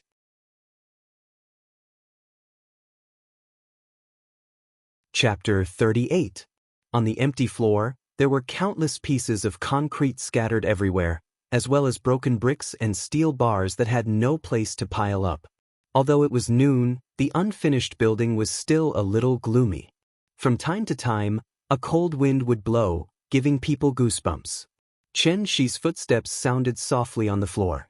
Although he was more than 20 meters away, he could still clearly hear Lin Xian sobbing. Lin Xian struggled with all her might, but she could only let out a series of woo-woo sounds in an attempt to chase away the figure that was walking towards her. Unfortunately, the tape was firmly stuck to her mouth, making it impossible for her to say anything. She wanted to say something but couldn't. Lin Xian was so anxious that tears fell from her eyes. Xianxi actually came alone. He didn't call the police. Lin Xian was about to lose all hope. She originally thought that this would only happen in movies, but it actually happened to her in real life. The male lead didn't call the police. Instead, he barged into the enemy's lair alone. This kind of stupid behavior was not so much the male lead's personal heroism, but the director's excessive fantasy. If the police couldn't solve the problem, what was the use of Xianxi coming here? The heroism of heroic sacrifice under the romantic mood? If Lin Xian could open her mouth to speak, she probably would have already scolded Xianxi. Zhao Yuan also seemed a little surprised. Xianxi really dared to come here alone? He signaled with his eyes, and a few of his subordinates spread out, observing the surrounding movements from the top of the building. After observing for a while and confirming that there was nothing strange in the surroundings, they surrounded him without any scruples. Xianxi stopped not far in front of Zhao Yuan. Zhao Yuan looked at him for a while, then suddenly laughed. After laughing for a while, Zhao Yuan said in a sinister voice, "I really didn't expect you to be a martial artist." "There are too many things you didn't expect." Xianxi glanced at Zhao Yuan contemptuously and said lightly, "Actually, you should be glad, because ignorance gives you great courage." "Ignorance gives me courage?" Zhao Yuan was stunned for a moment. Then, as if he had heard a joke, he laughed wildly. While Zhao Yuan was laughing, Hu Laosen, who was standing next to him, suddenly winked at the young man behind Xianxi. This young man who was sent as a sentry was not good at killing or arson, but he was good at stealing. Because he was very quick-witted, he instantly understood what Hu Laosen meant. Therefore, the young man secretly took out a folding knife and, while Xianxi and Zhao Yuan were talking, quietly crept over. Don't be fooled by Old Third, whose ferocious appearance, which always made people mistakenly think that his brain was full of muscles, but in fact, Old Third who was very shrewd. Strategically, they despised the enemy, but tactically, they valued the enemy. Even a lion would use all its strength to hunt a rabbit. What's more, they were in a business that involved licking blood from the tip of the blade. If they were not careful and cautious in their work, they would have long since capsized in some gutter. If this brat who dared to come alone wasn't really stupid, then he definitely had something to rely on. Hu Laosen had also dealt with some martial artists before, so he knew that these martial artists were not easy to deal with. While calmly looking at the young man behind Xianxi, he quietly put his right hand on his waist. Lin Xian was sitting at the back of the crowd. She had already seen Hu Laosen and the others' waists bulge a little. It was a gun. She crazily shook her chair, shook her head and made a series of whimpering sounds. She just wanted to remind Xianxi to run quickly. Unfortunately, Xianxi was not moved at all. Then, Lin Xian saw the young man's action. He secretly crept behind Xianxi with a knife. At that moment, Lin Xian's eyes were like a dam that had burst. Tears rushed out violently, blurring her vision in an instant. She wanted so much to remind Xianxia, but she couldn't make any sound. So hateful. So hateful. Tears had already made her unable to see the things around her, but Lin Xian still tried her best to widen her eyes, wanting to signal Xianxia to be careful behind him. But at that moment, she suddenly saw a trace of pity in Xianxia's eyes. The eyes were the window to the soul. Through the eyes, one could have a keen insight into other people's minds. Lin Xian's eyes were filled with despair, but Xianxia's eyes were filled with pity. Suddenly, Xianxia's right hand moved slightly. Then, Lin Xian's chest tightened, and her vision turned black. She suddenly fainted. Before she fainted, she saw the shining knife in the young man's hand. Little Six was a little excited as he waved the dagger in his hand. As long as he stabbed the knife in, he would get 10 million yuan. Although he might get less than 1 million yuan out of the 10 million yuan, Little Six was already very satisfied. Hu Laosan had brought them to do many big businesses over the years, but none of them were as easy as today's. Little Six was so excited that the hand holding the knife was trembling slightly. Fortunately, that person didn't notice anything strange about him. Little Six successfully found his way to the person's back. Then he raised the dagger and stabbed upwards. Hu Laosan had taught them that they should aim for the waist when stabbing, then stab diagonally from the bottom to the top. Because of this, the dagger could pierce through the bones and directly into the organs. They weren't street gangsters but lawless maniacs who ran for their lives. When stabbing someone, they naturally had to stab to death. Little Six was a little excited as he stabbed with the knife. But before he could be happy, a hand suddenly appeared in his line of sight. Then, his neck suddenly felt like it was clamped by a steel clamp. He was like a little chick, being choked by the neck and lifted into the air. Little Six struggled with all his might. Because his neck was being choked, Little Six's face instantly turned red because of the rush of blood. He bulged his eyes and struggled with all his might. Maybe it was because he was used to big waves, but Little Six quickly calmed down. Then he immediately grabbed Xianxia's arm with his left hand and stabbed at Xianxia's wrist with the knife in his right hand. Seeing this, Xianxia immediately lifted Little Six's neck and threw him to the side. Then, Little Six's whole body flew out like a rag doll and hit the load-bearing pillar next to him. Little Six! Hu Laosan couldn't help but exclaim at the sudden change of events. Bang! Bang! Bang! Hu Laosan didn't hesitate to take out a pistol from his waist. He raised his hand and fired 3 shots at Xianxia. This was a real desperado. In their hands, the gun was a practical tool, not just a toy used to scare people. Hu Laosan was very confident in his marksmanship. Since he had chosen to make a living in this field, his marksmanship was the only way to ensure his survival. The crisp gunshot suddenly sounded in the empty, unfinished building. Although there was a silencer installed, the sound still made Zhao Yuan's ears ring. Blocking bullets with a car door was a plot that only existed in movies. Only those who had seen a gun knew how terrifying the lethality of a gun was. Thanks to Leader. It's not that I'm ugly, it's that there's something wrong with your eyes. Quiet and promising too. Book friend 2017101145459383 196701005. Curry rice, sushi, and several bosses for their tips. Chapter 39. In the empty, unfinished building, the echoes of the gunshots lingered for a long time. Although Zhao Yuan was also a ruthless person, he was definitely not as cruel, decisive, and merciless as Hu Laosan. Therefore, even Zhao Yuan was startled when the gunshot rang out all of a sudden. He obviously did not expect that Hu Laosan, who had been respectful in front of him before, would have such a ruthless side. He really did shoot when he said he would. He didn't even blink his eyes. Everything happened in the blink of an eye. From Little Six's body smashing into the pillar to Hu Laosan shooting, only a few seconds had passed. So after Hu Laosan shot, Xianxia still maintained the posture of throwing Little Six out. However, after 3 shots, Xianxia still looked like nothing had happened and slowly walked toward Zhao Yuan. Did he miss? Zhao Yuan looked at Xianxia with some surprise, then turned to look at Hu Laosan. Hu Laosen was also a little surprised. Did he miss? With his shooting skills, he could at least get a score of more than 98 points within 20 meters, even if he couldn't hit every shot. Moreover, that was the result of target practice. Now, he was shooting people. Xianxia was such a big person, but he fired 3 shots in a row and missed. It was indeed a little unreasonable. Hu Laosen frowned and aimed the muzzle at Xianxia's chest, then shot again with a bang. This time, he finally saw Xianxia's movements clearly. It turned out that Xianxia had dodged to the side a second before he shot, and then recovered at a very fast speed. The initial speed of a pistol bullet was about 300 meters per second, and Xianxia's current movement was not as fast as the bullet. The reason why Hu Laosen could not hit him was that Xianxia had already judged the direction of the bullet the moment Hu Laosen aimed the muzzle at him and made the corresponding dodging action in advance. Damn, this kid is really weird. With this, Xianxia finally gave Old Third Hu the most direct understanding of martial arts.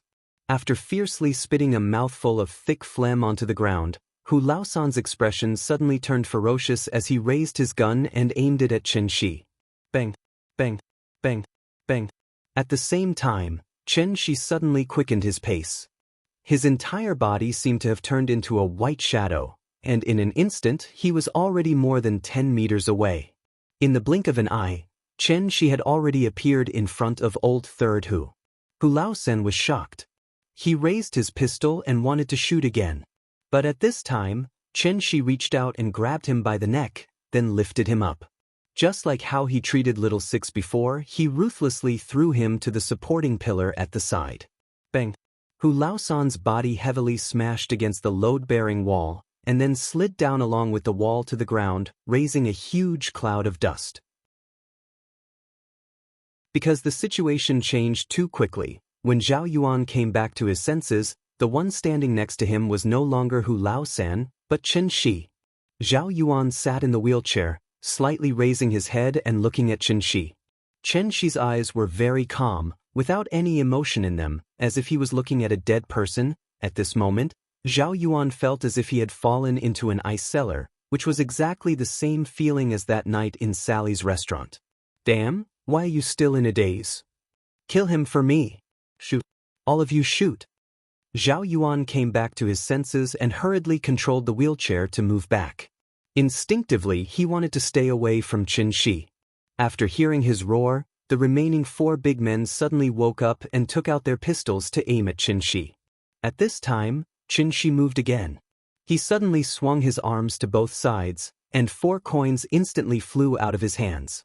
Like accurately guided missiles, they accurately hit the middle of the 4 big men's foreheads. Poochie, after a few soft sounds.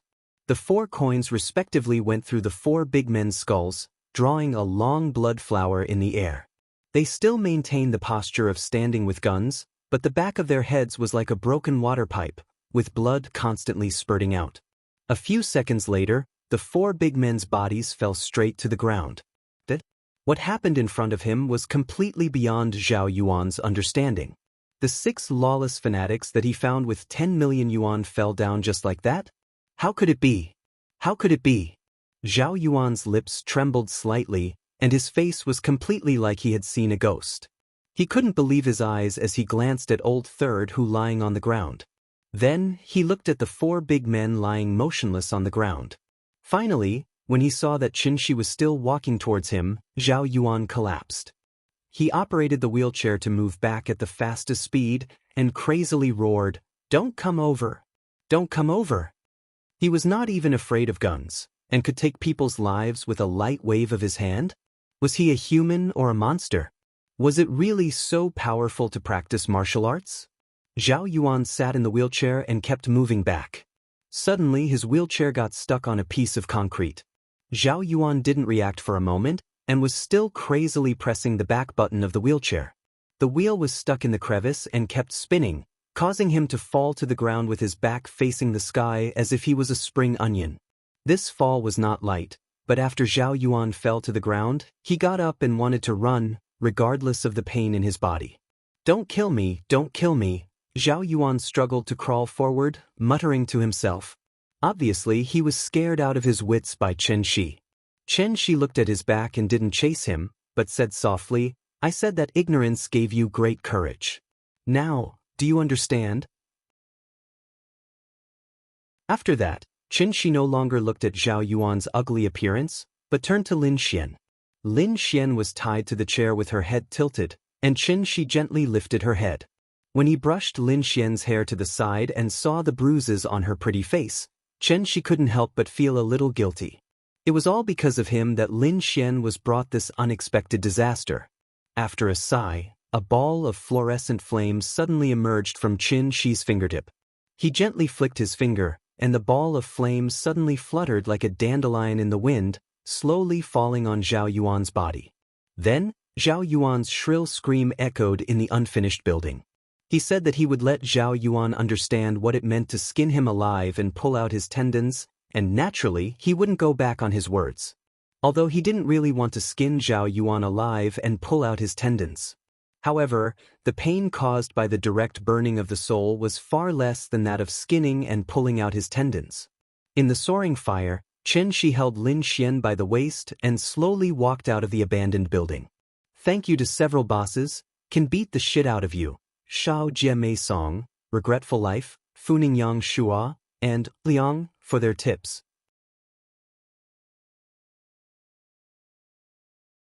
Chapter 40. This towering fire came and went quickly. When the firefighters received the news and rushed to the scene, there was no spark at the scene. This was clearly arson. Otherwise, how could a dilapidated building full of reinforced concrete suddenly spontaneously ignite? However, after the firefighters took a closer look at the scene, they found that there were no traces of smoke in the building.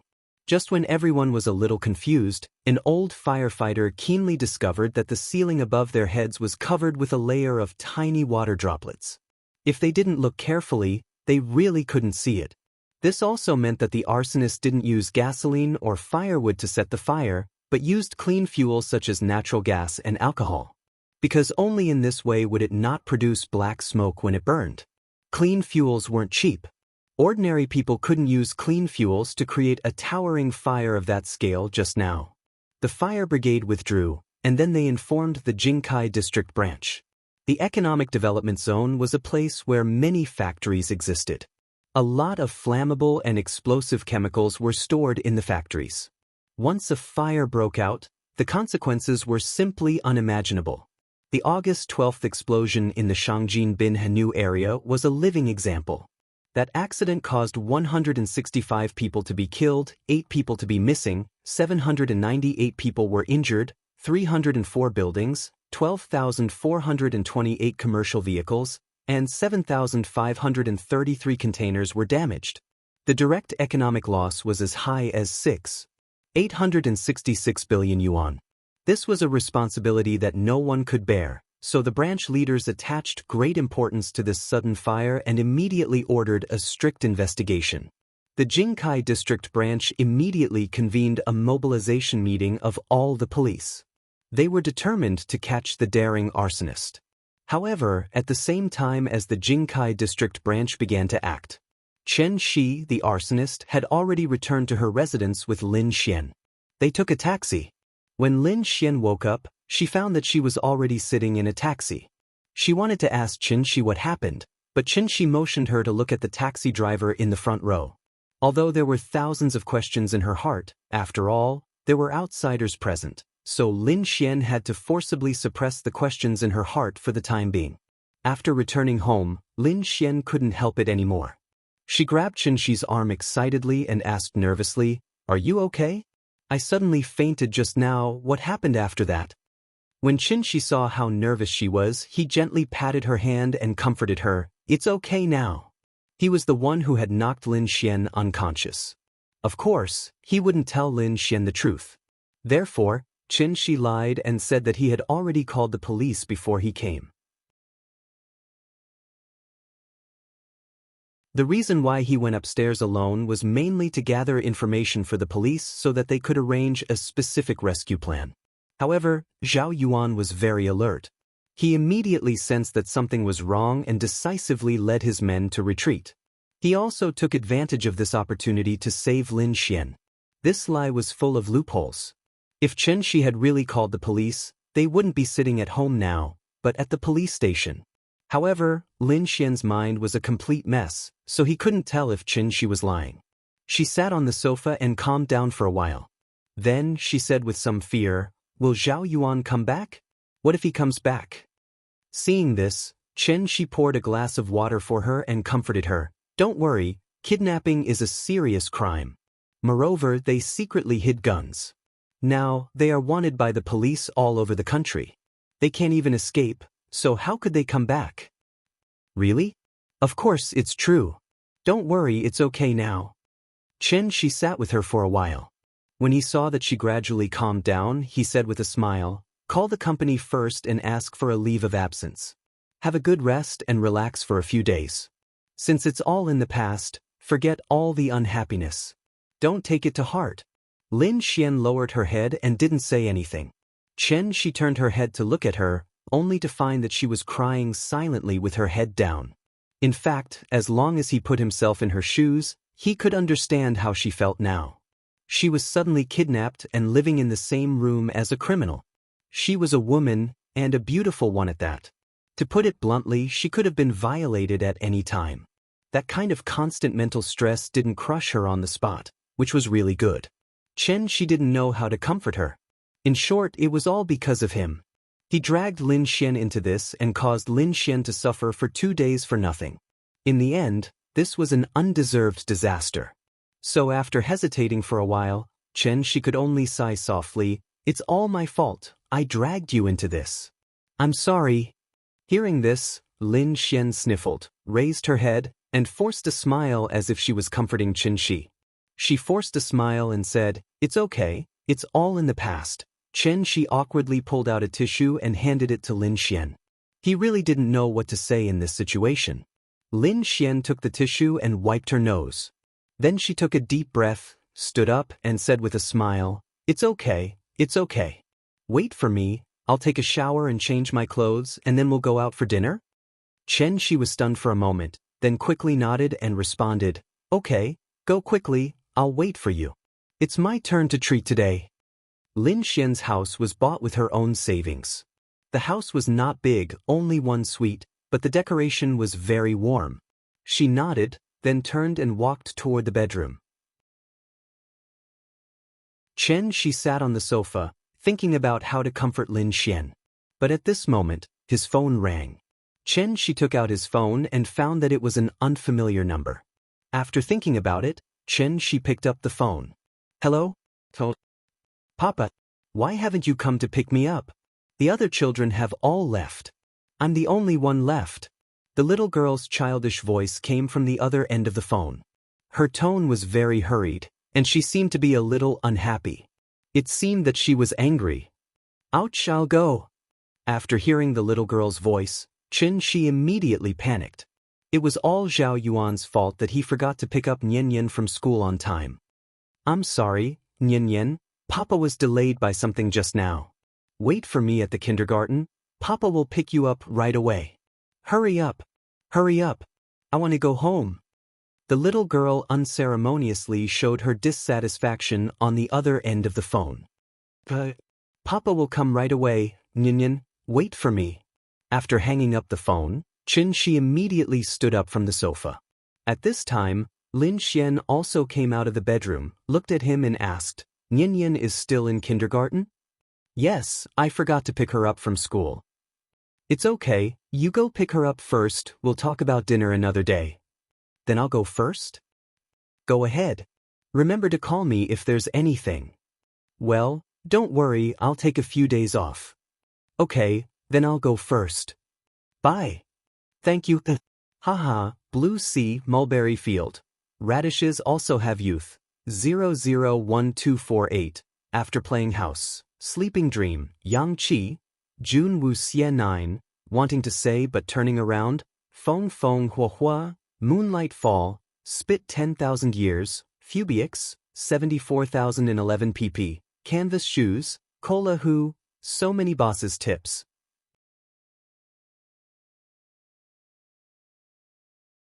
Chapter 41. After Xianxia left Lin Xian's house, he took a taxi and went straight to the kindergarten. Along the way, he kept urging the driver to drive faster, but because it was rush hour, no matter how good the driver's driving skills were, the car moved very slowly. Therefore, when Xianxia finally arrived at the kindergarten in a hurry, it was already 5:30 in the afternoon. The kindergarten was over at 4 o'clock, so when Xianxia arrived at the entrance of the kindergarten, there were no other parents outside. After briefly explaining the situation to the security guard, Xianxia quickly ran into the school. Then he found the little girl alone on the playground. The playground of the kindergarten was not big, and it was covered with a colorful suspended assembly floor, surrounded by a few plastic cartoon dolls. The little girl climbed the stairs with difficulty, then sat on the skateboard and slid down. It was still the same slide, but there was no happy smile on her face like yesterday. Seeing this scene, Xianxia couldn't help but feel distressed. If he had known it would be like this, he would have called Aunt Zhang in advance and asked her to pick her up. "Nian, I'm sorry, Dad is late." Xianxia stepped forward and ran quickly toward the little girl, and at this time, the little girl also saw him. The little girl slid down the slide, sat on the ground, and stared blankly at Xianxia, who was running toward her. But right after that, she began to cry loudly. The little girl cried very sadly. When Xianxia came over, she immediately opened her small hands and hugged Xianxia's legs, then cried and sobbed, "Papa, don't leave me." Xianxia quickly squatted down, hugged the little girl in his arms, and then softly comforted, "Nian, be good, Dad will never leave you. Dad has something to do today, so I didn't come to pick you up on time. I'm sorry, don't be angry with Dad, okay?" The little girl didn't speak, but cried more and more sadly. Xianxia hurriedly wiped away her tears, but her bean-sized teardrops were like a broken string of pearls. They kept pouring out of her eyes, and no matter how hard she tried to wipe them away, they wouldn't run out. "Nian, don't cry, okay? Dad is here. Dad promises to pick you up on time in the future. Don't cry, okay?" Xianxia held the little girl's head in his arms, and then constantly comforted her in her ear. After a long time, the little girl's body finally calmed down, and her small body no longer trembled. After she stopped crying, she raised her head from Xianxia's arms, opened her small hands, and said with an aggrieved expression, "Hug." But seeing that she was no longer crying, Xianxia immediately excitedly lifted her up, and then prepared to carry her out of the kindergarten. But at this time, the little guy suddenly turned his little head, pointed at the slide next to him, and shouted with a crying voice, "School bag. My bag." Xianxia looked in the direction of Nian's finger and found a brand new cartoon bag next to the slide. "My bag. Teacher Wang gave it to me." Seeing that Xianxia hadn't come back to his senses, the little girl immediately flipped out and struggled to break free from Xianxia's arms, and then went down to get her bag. Xianxia quickly hugged her, not letting her move, and then quickly said, "Dad will get it for you. Dad will get it for you." When Xianxia picked up the bag, the little guy snatched it from her. After she held the bag in her arms, she sat quietly on Xianxia's arm again. Aware of the strong resentment from his daughter, Xianxia kept teasing her all the way. However, the little girl raised her nose and looked like she was still angry, which made Xianxia speechless. After the father and daughter returned home, Xianxia just bent down, and the little girl had already jumped out of his arms, and then ran quickly to the kitchen and complained loudly to Aunt Zhang, "Grandma, Dad didn't pick me up today." "What's wrong?" Aunt Zhang looked at the little girl with some doubts, and then moved her eyes to Xianxia. Seeing this, Xianxia had to helplessly smile and explain to Aunt Zhang, "Something happened to my friend, I went to see her, and was delayed for a while.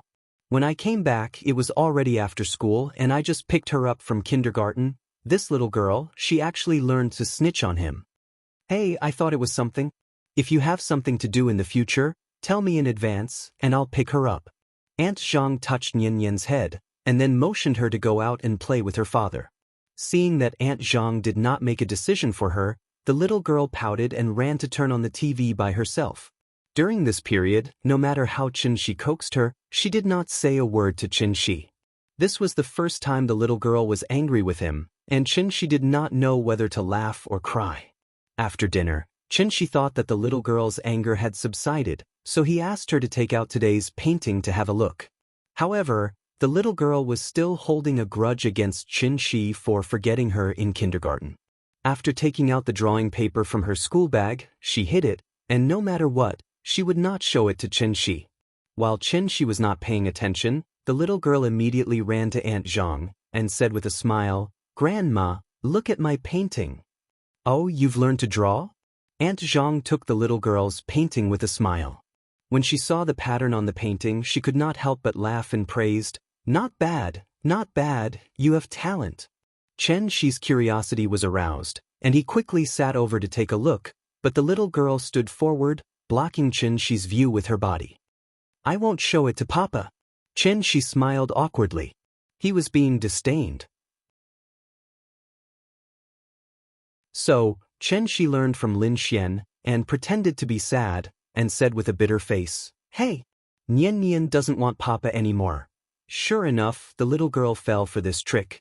After hearing Xianxia's words, she immediately took the drawing paper from Auntie Zhang's hand and handed it to Xianxia. She quickly said, "Papa, here you go." "Good girl." Xianxia took the little girl into his arms, and after kissing her little face, he picked up the drawing paper in her hand and looked at it. Obviously, a kindergarten child's painting could not be delicate.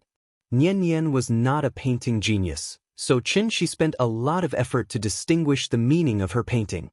The bottom of the drawing paper was painted with green watercolor, which should be a grass, and there were a few crooked little people standing on the grass. There was a sun on the little people's heads, and the strange things next to them should be clouds. Several little people were painted by the little girl with a watercolor pen, so Xianxia pointed to the black little person and asked, "Nian Nian, who is this?" "This is Papa." After that, the little girl took the initiative to point to the little person painted with red watercolor, and then grinned and said, "This is Mama. This is Grandma. This is me. Draw a moon for the lonely night sky. Draw me singing under the moon. Paint a big window in a lonely house. Draw another bed. Draw a girl to accompany me. Draw a lacy quilt. Draw a stove and firewood. We were born together, and we live together."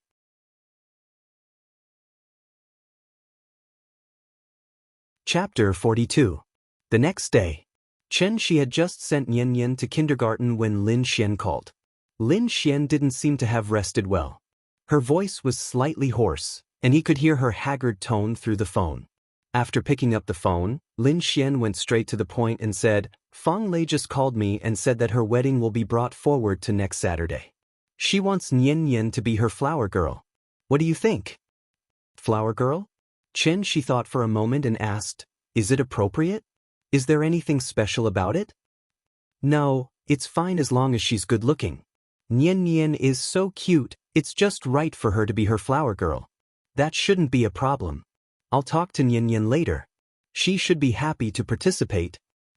"Okay, then it's settled. Bring Nian Nian over for a rehearsal on Friday." "Okay, no problem." After hanging up the phone, Xianxia thought for a moment. He felt that there was something wrong with Lin Xian, but he couldn't pinpoint exactly what was wrong. Since he couldn't figure it out, then he shouldn't think about it. Putting this question to the back of his mind, Xianxia waited outside the wall for a while. It wasn't until he saw the little girl dance and finish her morning exercises that he slowly strolled back home. His current state was completely that of an unemployed person who did nothing all day. So when the little girl went to kindergarten, Xianxia didn't know what he should do. Cultivate? Earth was a planet in the age of chaos. The spiritual energy of heaven and earth was almost exhausted. It was already difficult to raise a cultivator at the golden core stage, let alone a cultivator at the soul formation stage like him. The spiritual energy of heaven and earth was the original energy of all things. It was reasonable to say that any planet that raised life should contain a huge amount of spiritual energy of heaven and earth. But earth seemed to be an exception. The spiritual energy of heaven and earth here was even less dense than some small planes refined by cultivators. Xianxia didn't understand why earth was like this. However, he knew that if he forcibly plundered the world's spiritual energy to restore his cultivation as a soul formation cultivator, he was afraid that in less than 100 years, the entire Earth's environment would change drastically. The ecological balance would be completely out of control, causing all living things on Earth to slowly walk towards extinction. At that time, this planet would become a dead planet. Earth was his home planet, so it was impossible for Xianxia to do such a crazy thing. Therefore, there was no need to rush the matter of cultivation for the time being. He just needed to let nature take its course and recover a little every day. Qi refinement, foundation establishment, golden core, yuanying soul formation. The path to immortality was long and difficult to traverse. Every time a cultivator crossed a major realm, they would undergo an extraordinary transformation. However, it was extremely difficult to raise one's cultivation level. Many people with mediocre aptitude were even trapped in the refinement stage for their entire lives, wasting away their entire lives. In the end, under the endless torment of time, they resentfully turned into a pile of dirt. Xianxia used 500 years to cultivate to the soul formation stage and was known as the #1 genius of the Sky Yen sect in 1,000 years. He was as famous as the divine sons and saintesses of all the realms in the universe. His name topped the prodigy roll and he was given the title of Divine Lord Dawn. The last person to receive this title was his master. The soul formation stage wasn't the end of the path to immortality. Above the soul formation stage were the insightful void stage, Tao integration stage, tribulation stage, Mahayana stage. So the soul formation stage wasn't powerful? Powerful was relative. After all, the heavenly jade world hadn't experienced a heavenly tribulation for tens of thousands of years. His master once said that he would stop at the soul formation stage in this lifetime. Xianxia originally thought so too. However, after spending this period of time with the little girl, he vaguely had a mysterious feeling. Perhaps, thinking of this, Xianxia shook his head violently and immediately threw the sudden thought out of his mind. Then he walked on the street and recited loudly like a lunatic, 30 acres of land, a cow, a wife and children, a heated kong, porridge, steamed buns, 2 taels of wine. While he was chanting, his phone suddenly rang, interrupting his shameful behavior. Xianxia took out his phone and saw that it was a call from Ning Qiutong. "Mr. Qin, there's news about the thing you asked me to do last time." "Really?" Hearing this, Xianxia couldn't help but widen his eyes slightly. He asked somewhat nervously, "Have you found her?" Not yet." Ning Qiutong was shocked by his sudden increase in volume. After a moment of silence, she continued, "I've checked. There are a total of 56 women in the country named Qin Ruoying, but there's only one who meets your requirements." This news was so shocking that Xianxia couldn't control himself and immediately blurted out, "Where is she?" Ning Qiutong felt that his condition was a bit strange, so she didn't beat around the bush and directly spilled the beans like a bamboo tube. She said quickly, "According to the information I found, the last time Qin Ruoying used her ID was 3 years ago during the Spring Festival. She flew from Zhonghai to Shangjing and there was no news after that. I've checked the hotel records, travel records, medical records, and even the police report records. I can't find any record of her. It's as if she suddenly disappeared from Wuxia." After saying this, Ning Qiutong closed her mouth tightly. On the other end of the phone, Xianxia's slightly rapid breathing could be heard. Ning Qiutong held the phone and waited for a while before there was finally some movement on the other end of the phone. "Shangjing." After Xianxia muttered to himself, he coughed softly and said into the phone with some frustration, "Sorry to trouble you. It's good enough that you can provide me with such a clue." "It's okay, it's no trouble at all. If you need anything, just let me know." "Okay, thank you." After saying this, Xianxia was about to hang up the phone. At this time, Ning Qiutong hurriedly said, "Mr. Qin, my father's health is almost recovered, so he wants to treat you to a meal. When are you free? Our family is always looking forward to your arrival." How could he be in the mood to eat when he couldn't even find his wife? Xianxia thought for a while, but finally nodded and said, "I'm free at any time. You can arrange it." Ning Zhonghua and his daughter had helped him a lot. Although there were no results, they had at least put in a lot of effort, so Xianxia felt that he should still maintain a good relationship with them. After all, Ning Zhonghua had a strong background in Zhonghai. They were well informed. What if one day there was news about Yingying? "Then do you think tomorrow afternoon is okay?" "Okay, I'll take a taxi tomorrow afternoon. You don't have to send someone to pick me up." After hanging up the phone, Xianxia walked on the street with some depression. This was the era of Edward Snowden. The technology of the internet was so advanced that it was reasonable to say that there was no information that couldn't be found.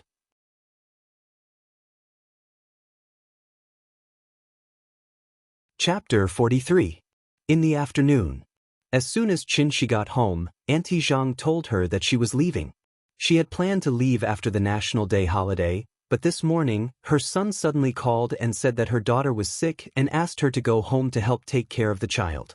Aunt Zhang guessed that this was a lie made up by her son to let her go home early. But after thinking for a long time, Aunt Zhang decided to go back.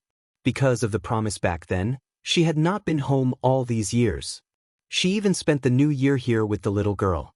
Aunt Zhang also had relatives, so naturally, she would miss home. So after Xianxia heard this, he did not say anything and immediately went out to buy her a ticket on the earliest flight. Tomorrow morning at 11 o'clock, Zhonghai flew to Chengdu. Including the fuel cost, it cost more than 800 yuan. They could fly there in less than 4 hours. Although they had not spent much time together, to be honest, Xianxia really did not want Aunt Zhang to leave. But Aunt Zhang had done too much for their family in the past few years. She also had her own family. She could not always alienate her family for the sake of their family. Therefore, no matter how reluctant he was, Xianxia did not dare to say anything to make her stay.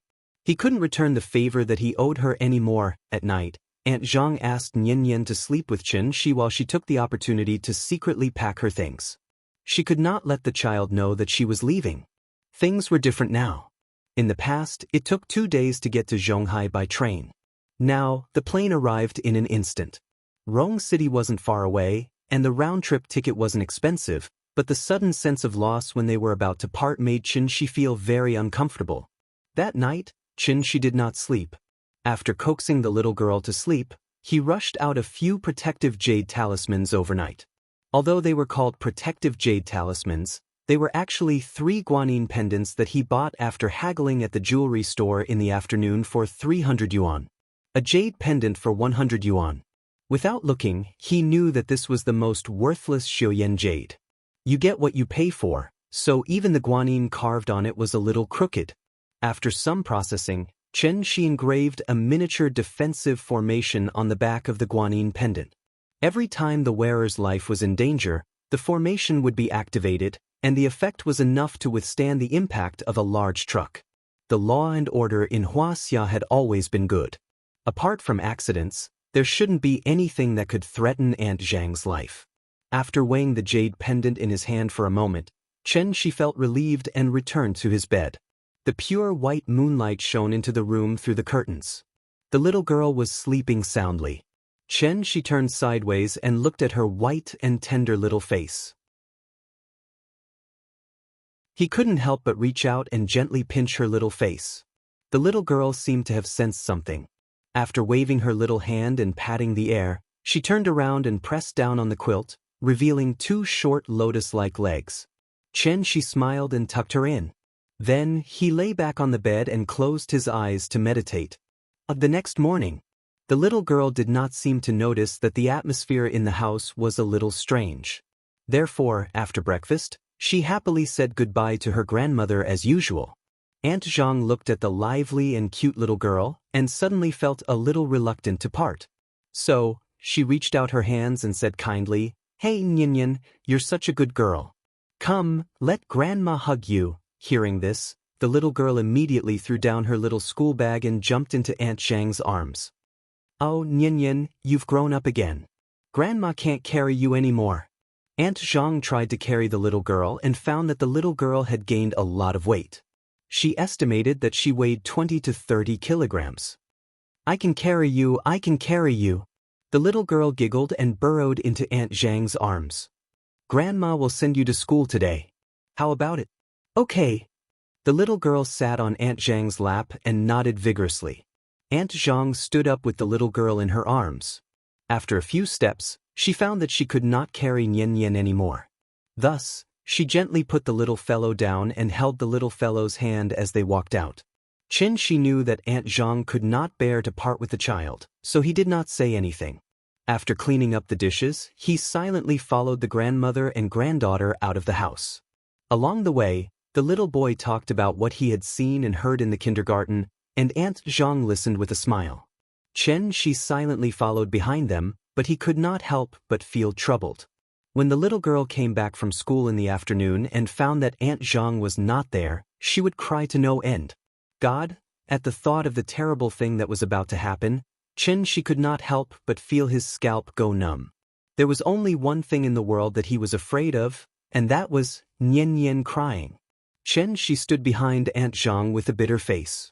When he saw that she sent the little girl to kindergarten, he finally could not help but let out a long sigh. Aunt Zhang turned around and looked at Xianxia with a smile and asked, "What's wrong? You can't bear to part with an old woman like me?" "Of course I can't bear to part with her. How about this? I'll bring Nian to Chengdu to visit you once every month." Hearing that, Aunt Zhang spat at him and complained, "That won't do. Wastrel. The plane tickets are expensive." Xianxia smiled and did not reply, but he had already made up his mind. Don't think that he did not see that Aunt Zhang was secretly wiping her tears just now. At the airport, they had to go through security and check in their luggage. Time was a little tight. So, after returning home, Xianxia took the initiative to help Aunt Zhang pack her luggage. Aunt Zhang had quite a lot of things. She filled 2 large canvas bags before she was finally done. After tidying up, the house instantly felt a lot more spacious and empty, making Xianxia feel a little unfamiliar. Before leaving, Aunt Zhang took a deep look at the house. Then, she pulled Xianxia and took a taxi straight to the airport. When they were about to go through security, Xianxia handed the jade talisman to Aunt Zhang and told her to carry it with her. At the same time, he reminded her to call him when she got off the plane. If she encountered any difficulties, remember to contact him immediately. It was rare for Aunt Zhang to see Xianxia's long-winded appearance. She did not know whether to laugh or cry. "You're a good child. Ying didn't misjudge you." This was the last sentence Aunt Zhang left before she left. This was the biggest difference between Earth and the heavenly jade world. 7 emotions: joy, anger, worry, longing, sorrow, fear, shock. Only here could Xianxia deeply understand that he was still a human, and not an immortal cultivator who blindly pursued the heavenly Tao. It was said that in order to successfully pass the heavenly tribulation and become an immortal emperor, the first thing one had to do was to have no distractions, no desires, and no attachments. Was this the so-called heartless Tao, unruffled Tao, and heartless Tao? Xianxia pondered for a moment. He still felt that.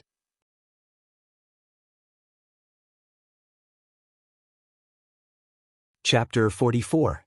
After sending Auntie Zhang off, Xianxia took a taxi from the airport and went straight to Jin City Resort. Jin City Resort was not far from the airport. Half an hour later, Xianxia arrived at the Ning family's villa. Coincidentally, the person who sent Xianxia in was the same security guard as last time. However, he seemed to have forgotten Xianxia. This time, it was not the middle-aged woman who opened the door. It was Ning Qiutong who ran out in her high heels. "Mr. Chen, you're here. Please come in." Ning Qingxue was sitting in the courtyard reading a book. She wondered what was wrong with Ning Qiutong today. Why did she run faster than the housekeeper when she heard the doorbell ring? When she saw that the one who entered was Xianxia, a trace of surprise finally appeared on her face that had never melted in 10,000 years. What was wrong with her sister? She still did not know that Xianxia was the one who cured Ning Zhongguo's illness. Ning Qiutong was too embarrassed to tell her about the misunderstanding between her and Xianxia. Therefore, Ning Qingxue still did not know what happened between the two of them. Seeing Xianxia and Ning Qiutong walking side by side toward the door, Ning Qingxue thought for a moment. Then, she put down her book and followed them into the house. She was indeed curious. She was there when Ning Qiutong chased them out last time. She did not expect that after only a few days, Ning Qiutong's attitude had completely changed. It was not like her sister at all. Xianxia walked into the villa with Ning Qiutong leading the way. As soon as they stepped through the door, Ning Zhongguo stood up from the sofa and said with a smile, "Mr. Chen, you're here. Please take a seat." Xianxia did not stand on ceremony. He sat down beside Ning Zhongguo and asked, "Are you feeling better?" After this period of recuperation, Ning Zhongguo's complexion was now rosy and full of energy. There was no trace of illness at all. After hearing Qinxi's concern, Ning Zhongguo immediately laughed heartily and said, "Thanks to Mr. Qin, I'm much better now. I think I'll be fully recovered in a month. Thank you so much for saving my life. You're welcome." After the two of them exchanged a few pleasantries, Ning Zhongguo coughed lightly and then said the reason he invited Qinxi over today. "Mr. Qin, there are two main reasons why I invited you over today. One is to set up a banquet to thank you for saving my life, and the other is to ask you a question." "Difficult problem?" "Yes, it's like this. I have a friend who suddenly contracted a strange illness a year ago. He often feels cold all over his body. When I checked his body temperature, it was only around 20 degrees. It was very strange. Moreover, his hands and feet would cramp from time to time, and he could have an unbearable headache at any time. In his words, it was like the Monkey King being chained by the Golden Hoop curse. Cold all over, cramps, headache." "Did you go to the hospital for a checkup?" asked Qinxi. "Yes, I did. I went to all the hospitals in the country and abroad, but they couldn't find any problems. I also asked Professor Xie, and he speculated that his symptoms were caused by a disorder of the brain nerves. This kind of illness can't be detected with current medical methods. It can only be detected by the patient's own symptoms, so the doctors can't provide him with effective treatment. This situation has been going on for more than a year. He has been recuperating at home for the past year, but the situation is getting worse and worse. The headaches and cramps are becoming more and more frequent. You're an expert, so I want to ask you for advice on his behalf to see if there's any way to treat it." After hearing Ning Zhongguo's words, Qinxi said uncertainly, "I can only be sure if I see him in person." Qinxi didn't know much about medicine, but he knew the structure of the human body.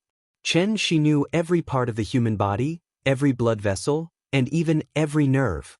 He only needed to touch a person to know whether they were sick or not. "Then, when will you be free?" asked Ning Zhongguo carefully. "Tomorrow at the same time." "Okay, I'll pick you up then. He's not feeling well, so I'll have to trouble you to make the trip.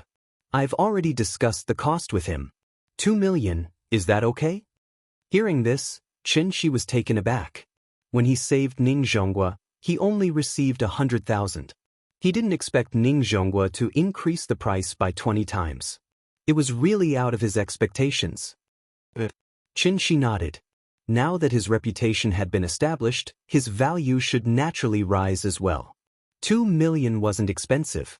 After lunch, Qinxi took the Ning family's car back to Kangju community.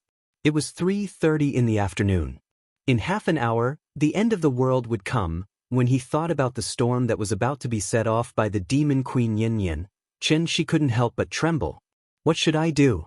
Should I lie to her grandmother to do something, or should I tell her the truth? Qinxi was really in a dilemma. As a father, it didn't seem good to lie to his daughter, but if he didn't lie to her, how could he stop her from crying? Qinxi stood at the gate of the kindergarten and unknowingly ushered in the last half hour of the end of the world. A melodious bell rang in the air above the kindergarten. Under the guidance of the teacher, the children rushed to the school gate while chattering. "Papa!"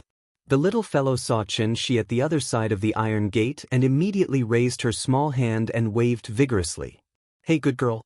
Qinxi smiled and thanked Teacher Wang. Then he took the little fellow from her hand and picked her up. "Papa, where's Grandma?"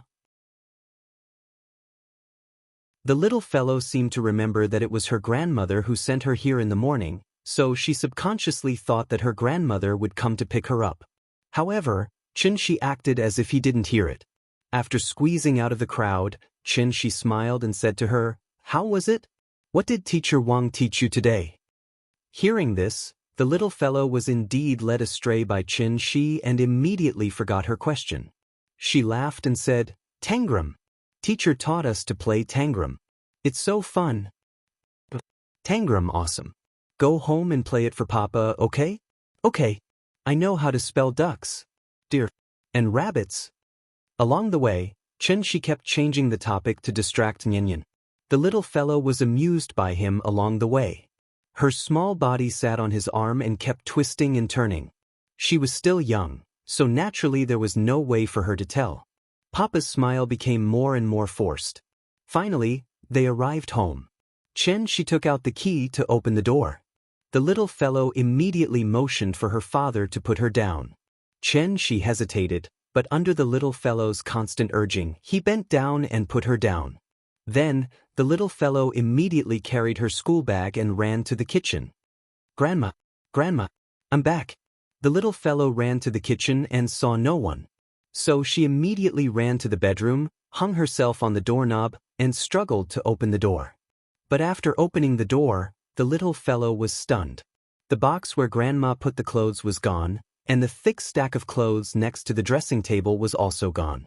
The quilt was neatly folded, and the room was as clean as usual.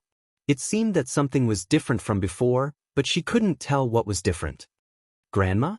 Seeing no one in the room, the little fellow immediately ran to the bathroom. The bathroom was also not there. She ran to Xianxia, then raised her small head and hugged Xianxia's leg and asked, "Papa, did Grandma go to buy groceries?" Looking at Nian's big bright eyes, Xianxia couldn't help but sigh heavily and squat down gently. He held the little fellow in his arms, and then whispered, "Nian, Grandma left and went home." The little fellow didn't seem to understand Xianxia's meaning, and hurriedly asked, "This is our home. Where did Grandma go?" Xianxia really couldn't tell a 4-year-old child the relationship between their family and Aunt Zhang, so he could only take the little fellow to the sofa, and then said to her earnestly, "Grandma doesn't live here anymore. In the future, we'll go to see her once a month, okay?" "Doesn't live here anymore?" The little fellow seemed to finally understand Xianxia's meaning. She stared at Xianxia in a daze and didn't speak. Xianxia saw that there was something wrong with her eyes, and his heart suddenly jumped. Oh no. Sure enough, before Xianxia had time to say the next word, a heart-wrenching cry sounded in the room.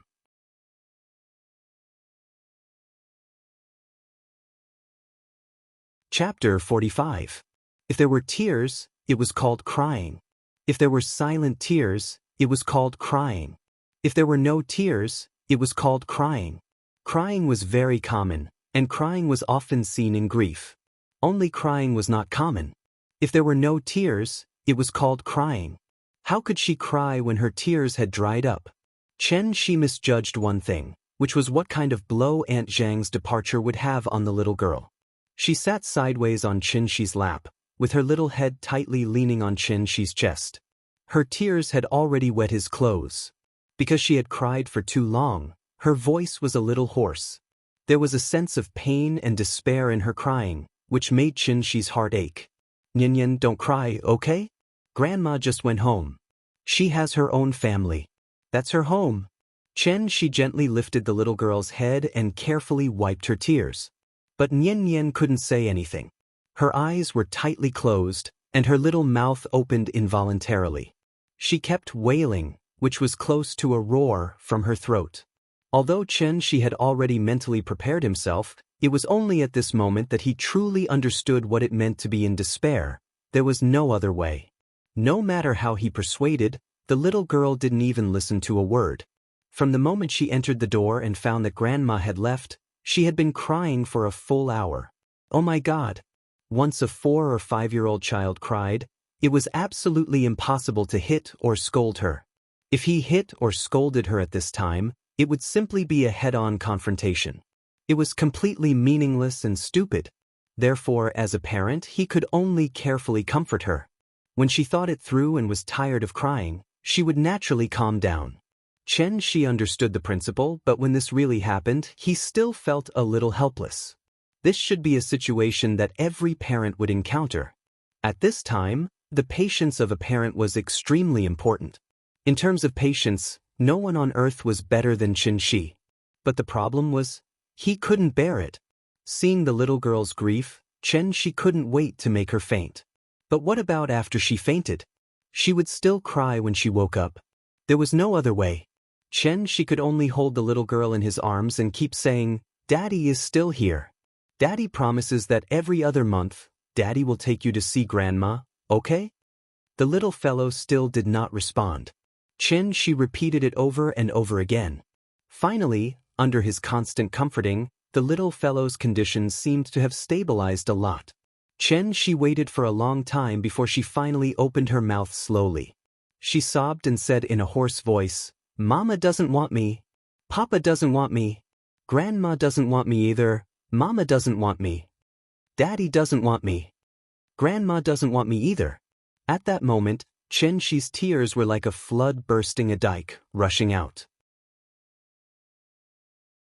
He hugged the little fellow tightly in his arms and said heavily, "Daddy is here, Daddy is here. Daddy won't go. Don't cry. Daddy will never leave you. I swear. Forever." Suddenly, there was a strange gust of wind in the room, and the picture album on the table was blown by the wind. The little fellow's watercolor pen was suddenly blown by the wind and rolled off the table, making tinkling sounds. Xianxia's heart ached. The little fellow finally stopped crying, because she was so tired that she fell asleep. Xianxia carried her to the bedroom, gently put her on the bed, and then gently covered her with the quilt.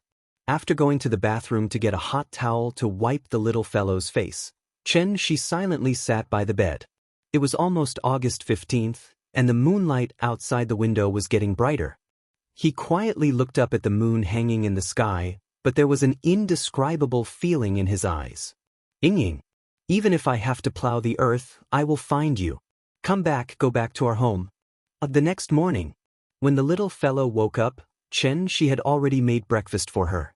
However, he just went to the bathroom and was about to get a hot towel to wash the little fellow's face.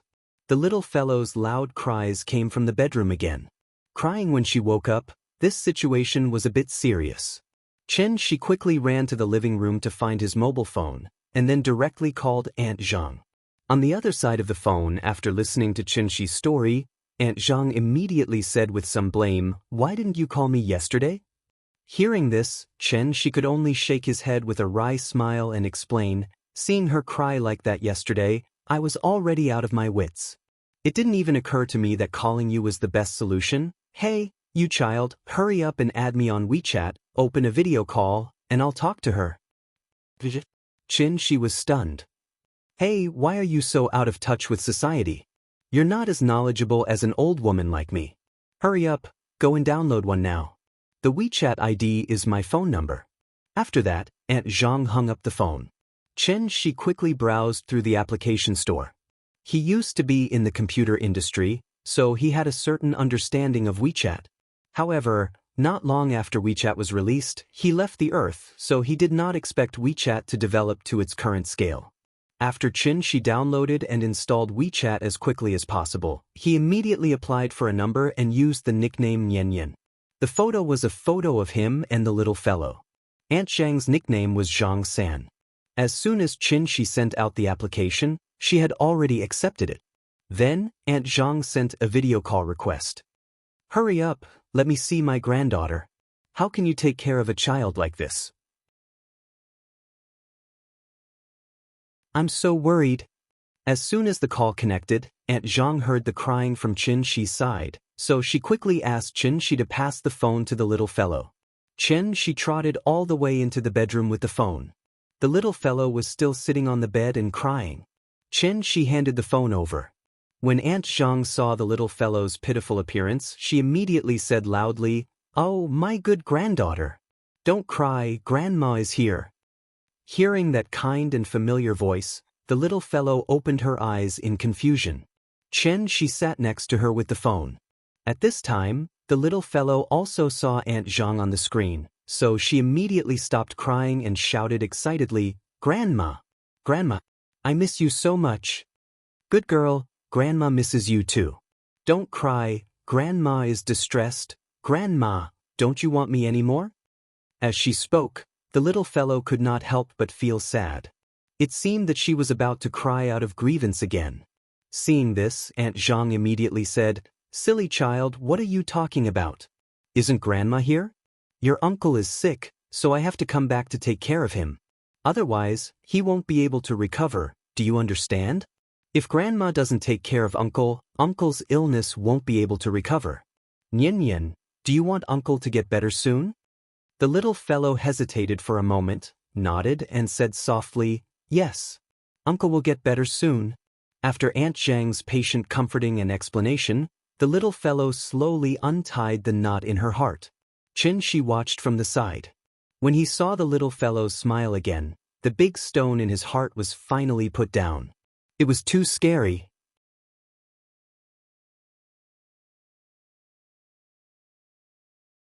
Chapter 46. The video call between the little fellow and Aunt Zhang took a long time, so when the father and daughter finished breakfast and went out, Ning Zhonggua's car was already waiting at the gate of the community. As soon as he got in the car, Ning Zhonggua asked with a smile, "Is this your daughter? She's so cute, just like Qiutong and Qingxue when they were young." Hearing this, Xianxia reached out and touched the little fellow's head, then said to her, "Ninian, call me Grandpa." Before the little fellow had time to call him Grandpa, Ning Zhonggua quickly shook his head and said quickly, No, Mr. Chen, you're my peer. The child can call you uncle." After hearing his words, Xianxi's first reaction was that Ning Qiutong had become his niece. Fortunately, Ning Qiutong was not here today, or she would probably be unhappy again. However, since Ning Zhonggua had made up his mind, Xianxia naturally would not disrespect him, so he said to Nian, call Uncle Ning. "Hello, Uncle Ning." The little fellow nodded her little head, and her voice was sweet and crisp, which immediately made Ning Zhonggua laugh. "It's good to have a daughter." Ning Zhonggua reached out and pinched the little fellow's face, but the little fellow seemed to be a little shy. She immediately lay down on the seat and climbed into Xianxi's arms to hide. Qiutong and Qingxue were as cute as her when they were young, but when they grew up, one was more arrogant than the other, one was more cold than the other, and one was more arrogant than the other, and one was more cold than the other. The only thing they lacked was a sign on their faces that said strangers should not approach them. I'm so worried, huh?" Xianxia smiled and did not answer. Of course, he knew what Ning Zhonggua was worried about. His two daughters were in their 20s, but neither of them liked a man. How could Ning Zhonggua not be worried about not having a grandson? The kindergarten was not far away, and it was only a 2-minute drive. The little fellow got out of the car and took the initiative to stand on the side of the road. She waved to Ning Zhonggua and shouted, "Goodbye, uncle." Good girl." Ning Zhonggua quickly leaned out of the car window and waved to the little fellow. It could be seen that he really liked this cute little fellow. Today, Ning Zhonggua wasn't sitting in the old A6 that he usually rode. Instead, he was sitting in the Maybach S600 that he usually used to pick up and drop off Xianxia. Although the Maybach was no longer a top-class luxury car, it was now a derivative of the Mercedes-Benz S-Series after production was stopped and adjusted. However, its price was still more than 3 million yuan. It was lower than the Mulsanne and Phantom, but it was still a grade higher than the 7 Series S-Series. This level of luxury car was not very common in the vicinity of Kangju district. Not to mention other things, just the Maybach logo alone was probably something that not many people would recognize. Therefore, when Xianxia took the little fellow to the kindergarten, several big sisters standing nearby immediately pointed at the father and daughter pair and whispered, "Hey, isn't this Auntie Zhang's daughter, Nian? Could that young man be his father? This car must be expensive, right?" The owners of the resettlement housing community were not necessarily poor, but the tenants of the resettlement housing community were definitely poor. The few big sisters had heard about Auntie Zhang's family.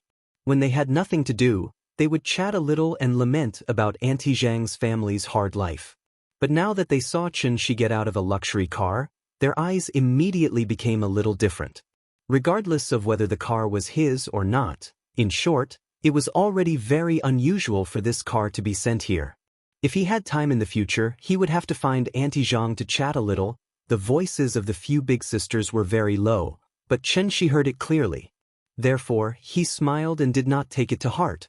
Bringing the little fellow to the front of the school gate, Xianxia turned his cheek to let the little fellow kiss him. Only then did he satisfactorily hand her over to Teacher Wang. As the little fellow walked to the teaching building, she turned her head and said loudly, "Goodbye, Papa. Remember to pick me up." "Don't worry. Papa will pick you up on time." After the little fellow's figure disappeared from sight, Xianxia turned and returned to the car. "Let's go. I have to come back to pick her up from school before 4 o'clock." A small hermit hides in the wilderness, a great hermit hides in the city.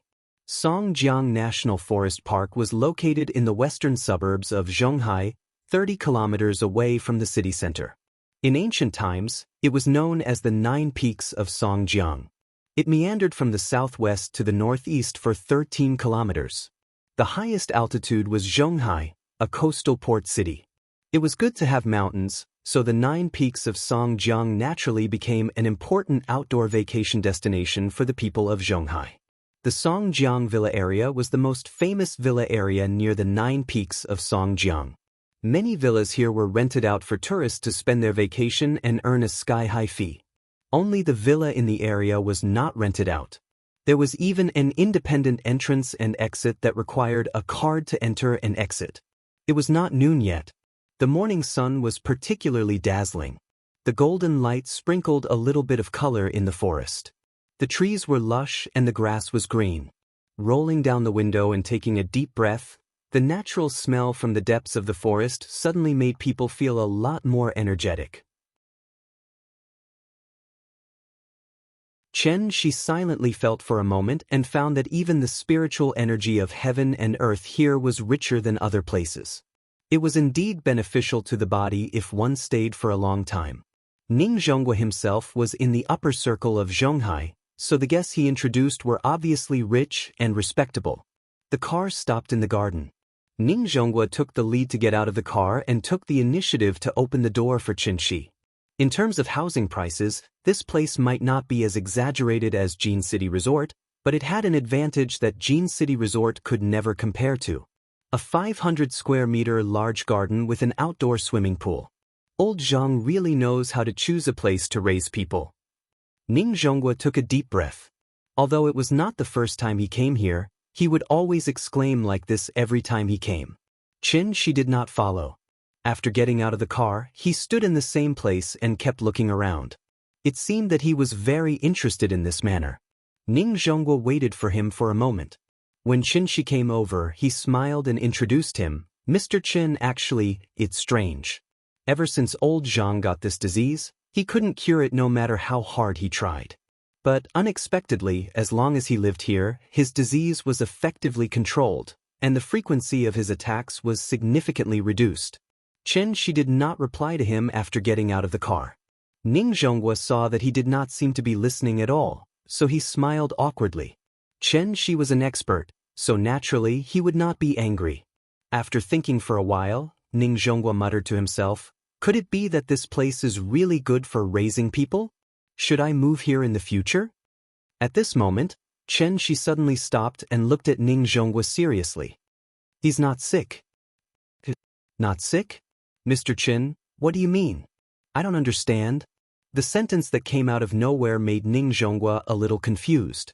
Just as he was about to ask for more details, Xianxia walked directly to the door of the villa. In Ning Zhonghua's eyes, this was a villa with bright sunshine. As far as the eye could see, it was full of flowers, green grass, and blue sky. But in Xianxia's eyes, this exquisite villa was shrouded in a layer of dark clouds.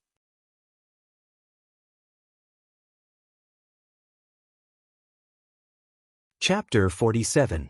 The owner of this villa was Zhang Jiada, an old friend of Ning Zhonghua's for many years. They got along well and often helped each other in business, so he was one of Ning Zhonghua's best friends. Both of them were old, so Zhang Jiada retired early like Ning Zhonghua and let his eldest son take charge of the operation of the whole company. Zhang Jiada had two sons. His eldest son was responsible for all the affairs of the company and was often so busy that he could not be seen. Although his youngest son's ability was much worse, he was filial. After Zhang Jiada fell ill, he did not go out to play and stayed by Zhang Jiada's side all day. He was a real filial son. Ning Zhonghua and Xianxia had just arrived at the door of the villa when Zhang Jiada's youngest son, Zhang Hongyuan, came to greet them with a big smile. "Uncle Ning, long time no see. You are still as energetic as ever." Zhang Hongyuan politely stood aside as he spoke and bent over to make an inviting gesture. "Boy, your mouth is much sweeter than before." Ning Zhonghua also watched Zhang Hongyuan grow up, so he was not polite to him. He smiled and patted him on the shoulder, then pointed to Qin Shi and introduced him solemnly.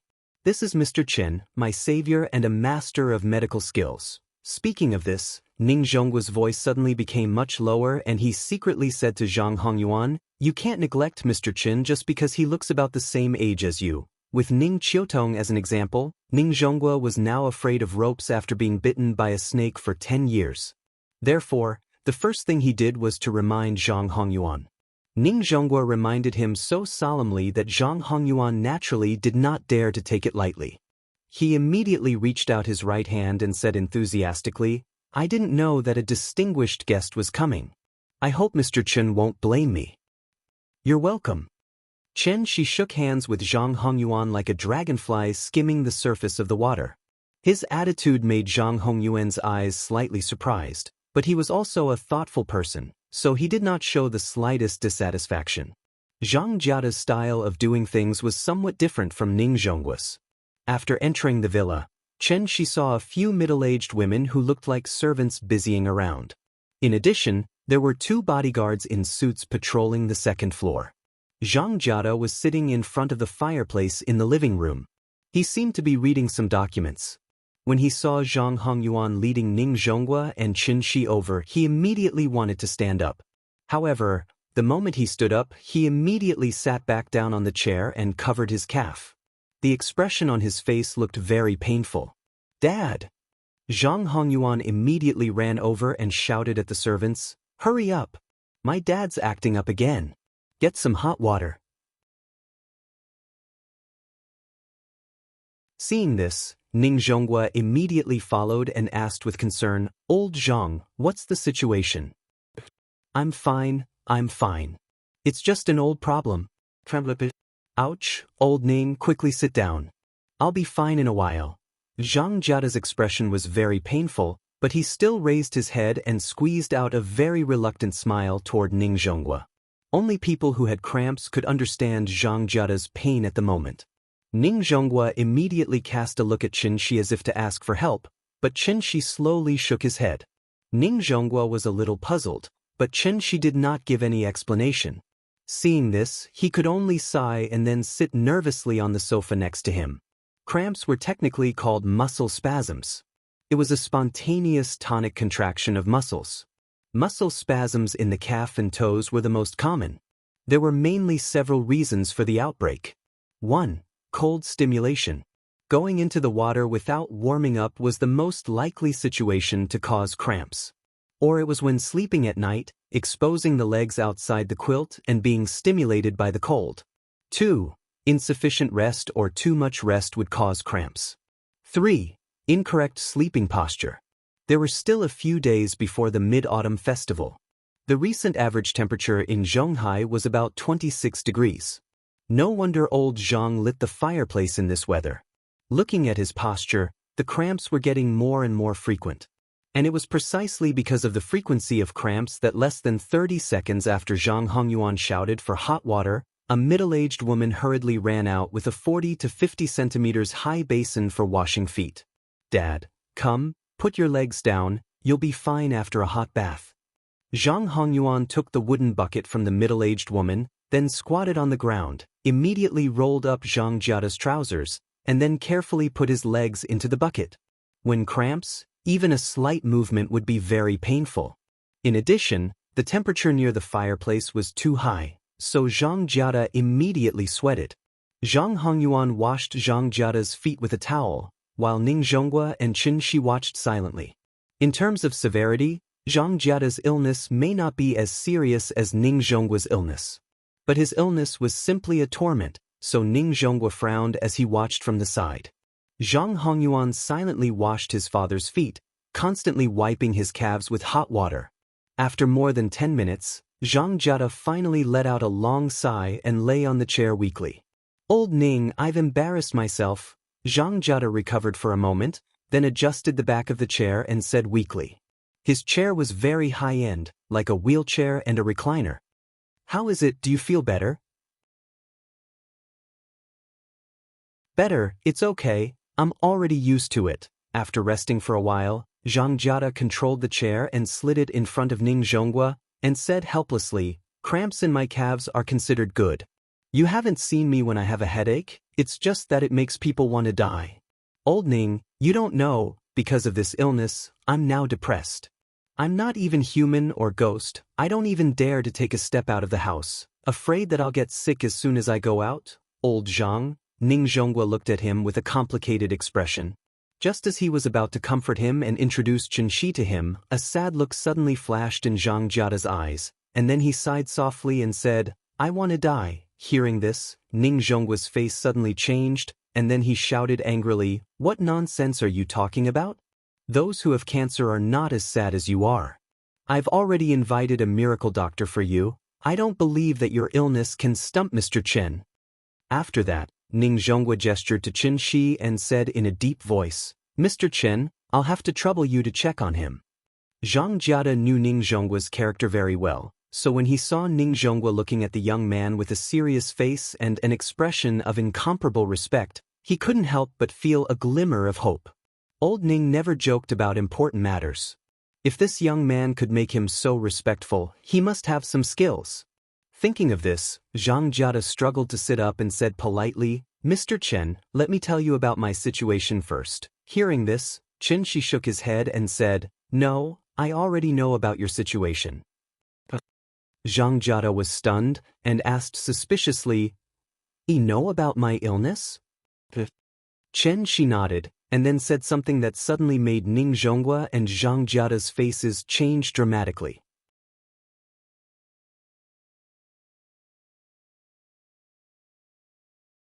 Chapter 48. Mr. Chen, you're joking with us, right?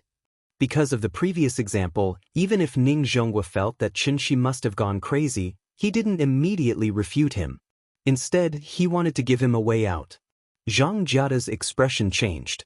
He opened his mouth slightly, wanting to say something. However, after thinking about it, he shook his head and sat back in his chair. If it weren't for the fact that old Ning found this young man, he would have kicked him out already. Xianxia smiled and shook his head. He said with certainty, I'm not joking. After that, Xianxia looked around the mansion with interest. According to Ning Zhonghua's understanding of Xianxia wasn't the kind of person who would speak without thinking. After much consideration, Ning Zhonghua asked cautiously, Mr. Chen, I believe you. But, can you be more specific with your words? You've seen old Zhang's condition, but you said that he's not sick. We really can't understand this. After hearing this, Xianxia looked away and asked Ning Zhonghua seriously, Do you want to know why? Please give me a few pointers. Okay, but don't blame me for keeping you in suspense. Before that, I have to ask you a few questions.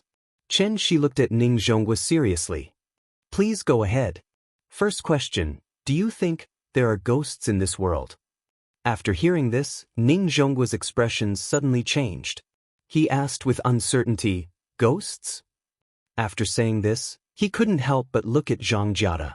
Zhang Jiada glared back at Ning Zhonghua unhappily, as if blaming him for finding him a charlatan. However, because of his understanding and trust of old Ning, Zhang Jiada had to suppress his anger for the time being. He wanted to see what the two of them were up to. Don't hesitate, just tell me your answer. Xianxia didn't seem to notice Zhang Jiada's expression. Instead, he asked Ning Zhonghua. Ning Zhonghua thought for a while and said hesitantly, Maybe? Okay, let me ask you the second question. What do you think a ghost should look like? Ning Zhonghua was confused. He really didn't know what was wrong with Xianxia today. If it weren't for the fact that his life was saved by Xianxia, even he would have fallen out with him. Seeing that he did not respond, Xianxia waited for a moment before asking his third question. Then, what kind of abilities do you think ghosts should have? Forget it, forget it. Mr. Chen was a master. He wouldn't tease him for no reason. Having thought this through, Ning Zhonghua straightened his expression and answered seriously, The ghosts that I know can confuse people's hearts, transform into thousands of forms, fly in the sky and burrow into the ground, and do everything except for being afraid of sunlight? But it seems that some ghosts are not afraid of sunlight. I heard that they appear during the day? Then where did you learn all this? Some legends pass down by word of mouth, as well as magazines, movies, and TV shows. All right, I'm done with my questions. Xianxia nodded with satisfaction, then smiled again and said, "Now it's my turn to answer your questions. Please." After the 4 questions were asked, even Xianxia's curiosity was piqued by Xianxia. He couldn't help but lean forward, ready to hear what Xianxia would say next. However, Xianxia's next sentence stunned Ningzhonghua and Xianxia. "I can tell you clearly that there are no ghosts in this world. To be precise, there are no ghosts in this world like you think. The ghosts that you understand are just an existence that is infinitely exaggerated because of the natural fear of the unknown. Ghosts, to be precise, are ghosts. What is a ghost? Humans have 3 spiritual souls and 7 physical souls. After a person dies, the 7 physical souls disperse first. Then the heaven soul ascends to heaven, the earth soul enters the earth, and the life soul enters the cycle of reincarnation. The heaven soul is yang, the earth soul is yin, and the life soul is yang. Therefore, the earth soul is the ghost. From the perspective of an immortal cultivator, the ghost was in fact a pure and weak body of energy. It couldn't even be called a life. Everything had a spirit, and it wasn't only humans who left behind ghosts after death. If it was a ghost left behind by a living creature, it would retain some memories of its life, but it wouldn't last more than 7 days. It was because the energy of the ghost was pure enough that it was easier for the ghost to come into contact with the origin of all things, the spiritual energy of heaven and earth. Taking a human as an example, if not long after a person's death, his soul would coincidentally drift to a place with dense heaven and earth spiritual qi, then it was very likely that he would fuse with the heaven and earth spiritual qi and become an even more powerful form of energy in the world. The ghost wasn't scary, because they were just weak mortals, animals, or even plants when they were alive. A little bit of spiritual energy of heaven and earth only provided them with a chance to continue living in the world. When the spiritual energy of heaven and earth was exhausted, it was the time for them to truly disappear. As a body of pure energy, normal people couldn't see the ghost under normal circumstances. However, if the ghost suddenly gathered too much yin energy for some unknown reason, it would cause the ghost's body to materialize. It was because of this that normal people could see the ghost. And this was also the origin of the ghost legends in the world. After Xianxia's simple explanation, Ningzhonghua and Xianxia were still a little confused. They really didn't understand what Xianxia was trying to say. Therefore, Ningzhonghua asked seriously, "Mr. Chen, whether it's a ghost or a ghost, we're not interested in these mysterious things at all. We just want to know if you can cure old Zhang's illness." His tone was still very polite, but there was a hint of impatience in his words. He was obviously a little impatient. Thinking about it, they weren't immortal cultivators after all. Therefore, no matter how Xianxia explained, they couldn't understand this level of things. "Forget it. I said he's not sick. Since you don't understand, I'll just show you." After saying that, Xianxia suddenly raised his hands and quickly made a hand sign, hitting a cup of water next to him. Then, he stretched out his finger and touched the water. He dipped his finger in the water and accurately sprinkled the water droplets on Ningzhonghua and Xianxia's eyes. Ningzhonghua's eyes were stimulated. Just as he was about to reach out and wipe the water droplets, Xianxia's voice came from the side. "Don't wipe it.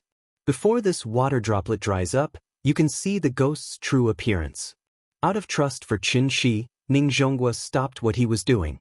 After blinking a few times and adapting to the sudden stimulus, he opened his eyes again. However, immediately after that, Ningzhonghua was so scared that his whole body trembled. Like a frightened cat, he curled up on the sofa and couldn't help but scream at the same time.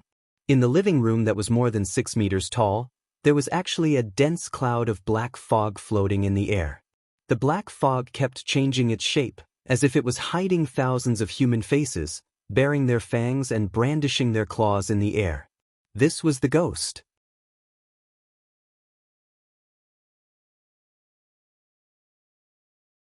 Chapter 49. A large expanse of dense black fog suddenly appeared in front of him, and Ningzhonghua immediately turned pale with fright. Even with his experience and cultivation, he was still frightened to this extent. It was obvious how terrifying the scene in front of him was. Xianxia did not listen to Xianxia, so he wiped the water droplets from his eyes. However, after wiping them, he saw Ning Zhonghua curled up on the sofa with an expression as if he had seen a ghost. Ning Zhonghua's body seemed to be trembling non-stop. "Mr. Chen, what the hell is this?" The whole room was filled with black fog. It was overwhelming and gave Ning Zhonghua a strong sense of oppression. In a daze, he instinctively wanted to get closer to Qin Shi. Then, a cool feeling suddenly appeared in his head. It was like drinking water, slowly flowing from his head to his chest and then into his limbs. Ning Zhonghua immediately calmed down. Ning Zhonghua quickly turned his head and found that Qin Shi had put his hand on his shoulder and was using his eyes to tell him not to be afraid. "Don't be afraid. These are ghosts." Qin Shi comforted him and then slowly explained, "Ghosts have long lost their minds. They can't even be considered living creatures. Naturally, they won't hurt anyone for no reason." Oh, okay. Ning Zhonghua had some lingering fear. Obviously, the scene in front of him had completely exceeded his worldview. However, because Qin Shi was there, he was no longer so afraid. He tried to suppress his fear and asked seriously, "Mr. Chen, old Zhang's illness, is it because of these things?" Qin Shi nodded. "I understand what you mean." Ning Zhonghua looked at Zhang Jiada with a complicated expression. At this time, Zhang Jiada was almost confused by Ning Zhonghua and Qin Shi's echo. What was old Ning trying to do? Seeing that Zhang Jiada was still in a daze, Ning Zhonghua pleaded on his behalf, "Mr. Chen, please help him open his eyes again." After that, Ning Zhonghua quickly looked at Zhang Jiada and said seriously, "Old Zhang, don't wipe it off again. Trust me, we've been friends for so many years, I won't lie to you." Zhang Jiada and Ning Zhonghua looked at each other. Seeing that he wasn't joking at all, Zhang Jiada nodded and said hesitantly, "Mr. Chen, please, open my eyes." He forced himself to say this, and it was also very awkward. Qin Shi smiled and didn't argue with him. Thus, Qin Shi cast another spell and threw the water droplets onto Zhang Jiada's eyes. 5 seconds later. Ghost. Zhang Jiada's mental fortitude was slightly weaker than Ning Zhonghua's, so when he saw the strange black fog suddenly appear in front of him, he immediately shouted in fear. This time, Qin Shi did not use his true essence to calm Zhang Jiada down. Zhang Hongyuan, who had been standing behind Zhang Jiada, saw this situation and immediately came to Zhang Jiada's side. He nervously grabbed his arm and asked, "Dad, what's wrong?"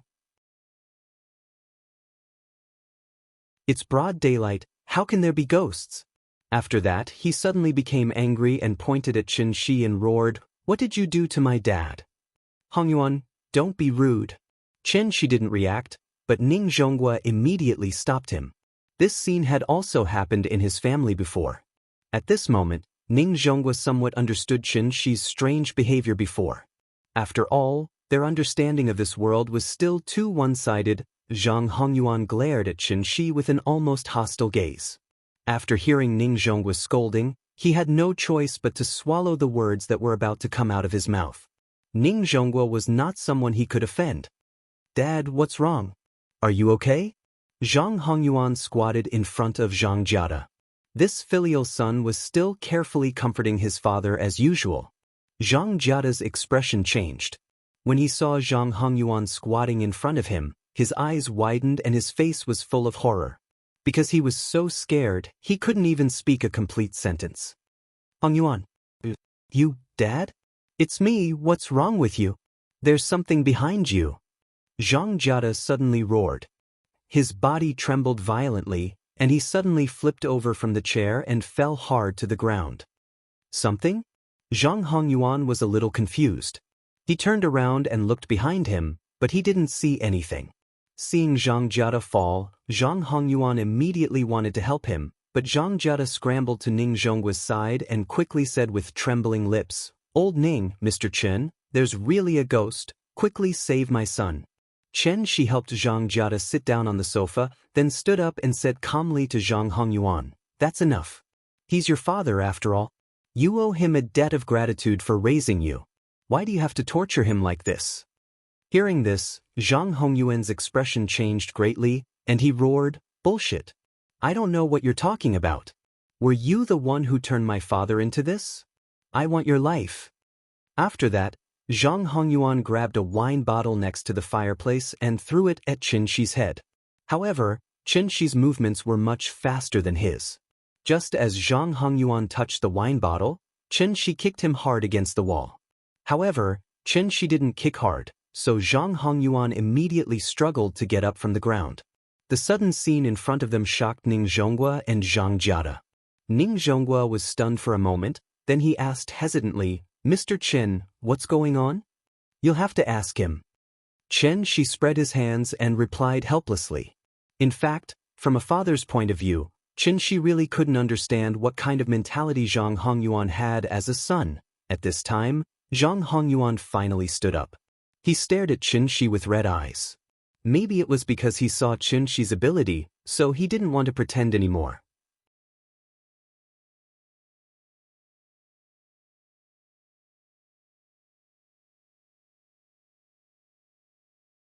Chapter 50. Like snow meeting the scorching sun, the black smoke was instantly swallowed up by the golden light under the strong light that could illuminate all the darkness in the world.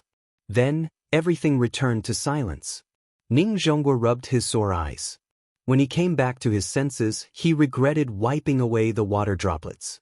The hall returned to how it was when he first walked in. Nothing seemed to have changed. Except Zhang Hongyuan. He stood in front of the fireplace with his hand on his chest. He kept coughing up blood, as if he had suffered a serious internal injury. Seeing him in pain, Zhang Jiada couldn't care less about his fear. He immediately shouted, "Hongyuan, you." Seeing this, Qinshi looked back at Zhang Jiada and explained with a complicated expression, "I didn't hurt him. I just destroyed the spirits he collected over the years. You're not sick. The reason why you have cramps, headaches, and chills is actually because these spirits invaded your body under his control.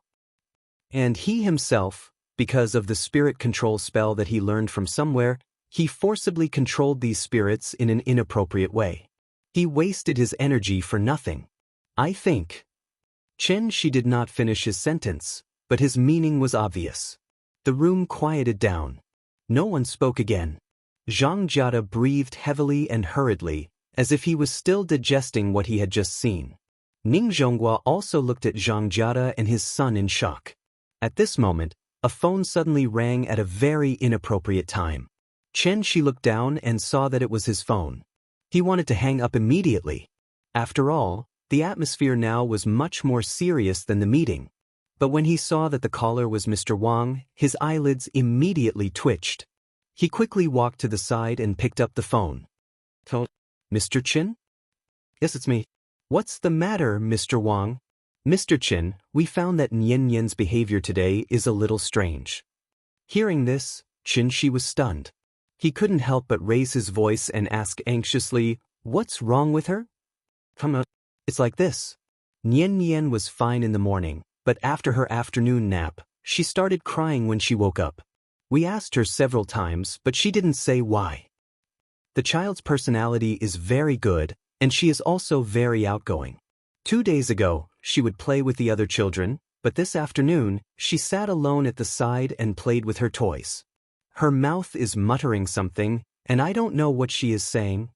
Out of my responsibility and intuition as a teacher, I feel that it is necessary for me to tell you about this matter. I hope that as parents, you can pay attention to this matter. After all, a child wouldn't cry for no reason or even do a series of abnormal actions." After listening to Mr. Wang's words, Qinshi let out a deep breath. Then he solemnly said to the other end of the phone, "Thank you, Mr. Wang. I think I know what happened to her. I'm coming to pick her up now. Sorry to trouble you." "It's fine. This is what I should do." After hanging up the phone, Qinshi immediately made a decision. Go to Chengdu. It was urgent. Nian Nian had been with Auntie Zhang since she was born. Over the years, Auntie Zhang had painstakingly raised her. The relationship between them must be far more than that of a father who had appeared halfway. Now that Auntie Zhang had left without a word, it must have been a big blow to the child. Although he could temporarily calm her down through video, it was ultimately a way to treat the symptoms and not the root cause. After all, for the little girl, all of this came too suddenly. Mr. Wang also said that a child would not do a series of abnormal actions for no reason. Many children might have experienced a situation like Nianyan's, and their parents would always use a reason to convince the child, or to convince themselves. The child would eventually get used to it. In fact, they had to get used to it. Habit was a very scary thing. It was precisely because you were so used to this world that you would not be surprised by anything. Chen put away the phone, then turned to look at Ning Zhonghua and said, "Mr. Ning, I have to go first. Can you ask the driver to give me a ride?" Hearing this, Ning Zhonghua nodded, then looked at Zhang Hongyuan, who suddenly knelt on the ground and cried bitterly. He reached out and patted Zhang Jia's shoulder, then said in a low voice, "Old Zhang, I'll go with Mr. Chen first." "Forget it, I'm leaving. Call me later." After that, Ning Zhonghua did not wait for Zhang Jia's reply. He turned around and made a gesture to Chen Shi. Ning Zhonghua had seen and heard too much about this kind of feud between rich and powerful families. Although he did not know the specific details, as long as he put things together and thought about it, he could guess most of it. It could only be said that every family had its own difficulties. After getting in the car, the driver drove steadily on the road back. Chen Shi was finally not so anxious. After adjusting his state of mind, Chen Shi half-jokingly said to Ning Zhonghua, "This kind of thing, does it happen often?" Of course, Ning Zhonghua knew what Chen Shi was referring to, so he smiled helplessly and sighed, "Not often, but there are always 1 or 2 cases a year. For example, you know the gambling king He Hongshan, right?" "I know a little. It's okay in the mainland, but the He family is the real deal. 4 houses and 17 heroes, tsk tisk." Speaking of this, Ning Zhonghua shook his head as if he was sighing with emotion. He sighed and said, "Boring, boring." Chen Shi nodded in agreement. When he returned to the kindergarten, it was just 3 o'clock in the afternoon. Chen Shi could not wait, so he went straight into the kindergarten, ready to pick up the little girl and ask for a few days of leave. He did not consider whether his education method was right at all. Because in Chen Shi's mind, he only cared about one problem, and that was whether Nianyan was happy or not. As long as Nianyan was happy, then okay, everything was fine. He was so capricious. When Chen Shi came to the class where the little girl was, she was alone in the corner of the class, stacking building blocks. Because she rarely went out to play since she was a child, Nianyan always longed for the outside world. She was never afraid of strangers or new environments. But today, she was silently hiding in the corner alone. She looked like the last time when Chen Shi did not pick her up on time. Chen Shi felt a little guilty, so after quietly saying hello to Teacher Wang, he went directly into the class. The little girl seemed to notice that there was someone behind her, so she turned her little head and just happened to meet Chen Shi's eyes. She was stunned for a moment, then suddenly turned around and threw herself into Chen Shi's arms. Because her movement was too big, her leg accidentally kicked the building block castle on the ground, and the castle fell to the ground in an instant. The little girl put her little head on Chen Shi's waist, and without saying a word, she just hugged Chen Shi tightly. Chen Shi touched the back of her head and whispered softly in her ear, "Let's go, Dad will take you to Grandma now."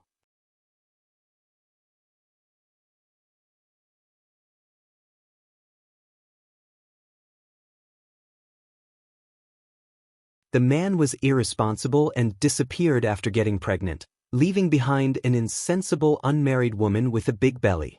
Other than being discriminated against all day long, she was also made difficult by the law. After all, the fine was not cheap, and the man had run away. Where were they supposed to go for a paternity test? Chen Shi and Qin Ruing did not have a marriage certificate, and Chen Shi didn't know much about this. Therefore, he had never even thought about why Nianyan's household register was in his household register. It was as if everything was so natural. It was as it should have been. Chen Shi took Nianyan home first to get the household register and ID card, and then a change of clothes. People will always have unrealistic fantasies. Because he was worried that Yingying might suddenly come back while they were away, in order to reassure himself, Chen Shi carefully pasted a note on the door. "I'm on a long trip and will be back in 5 days." Although Chen Shi knew that it was almost impossible, he even pasted notes on the table in the living room and the dressing table in the bedroom just in case. Later, he took the little fellow and reluctantly got into Ning Zhonggua's car. The little fellow had never been on a plane, so when she heard that they were going to take a plane, she immediately regained her vitality. As the car was getting closer to the airport, the little fellow became more and more excited. Suddenly, a plane flew over their heads. The little fellow immediately pointed to the plane and shouted excitedly, "Papa! The plane! The plane!" Xianxia hugged the little fellow and rolled down the window. He pointed to the plane and asked, "We're going to get on later. Do you like it?" "I like it. I want to take a plane. I haven't been on a plane yet." "Okay, Papa will take you on a plane today." The car soon stopped outside the waiting hall. Xianxia took the little fellow to say goodbye to Ning Zhonggua. Ning Zhonggua said with a smile, "I wish you a good time. Remember to call me when you come back." "I'll come back to welcome you. Don't bother. We'll take a taxi back." "Don't mention it, don't mention it. Mr. Chen, you saved my life and Lao Zhang's life. This is a great favor, so you don't have to be so courteous with me. Remember to call me when you come back." Speaking of this, Ning Zhonggua made a phone call gesture and then continued, "Oh, by the way, I've transferred the money to your card. Remember to check it." "Well, thank you." After saying goodbye to Ning Zhonggua, Xianxia walked into the airport with the little fellow in his arms. This was the first time in the little fellow's life to come to such a large public area, so she immediately opened her mouth and shouted, "Papa, it's so big here.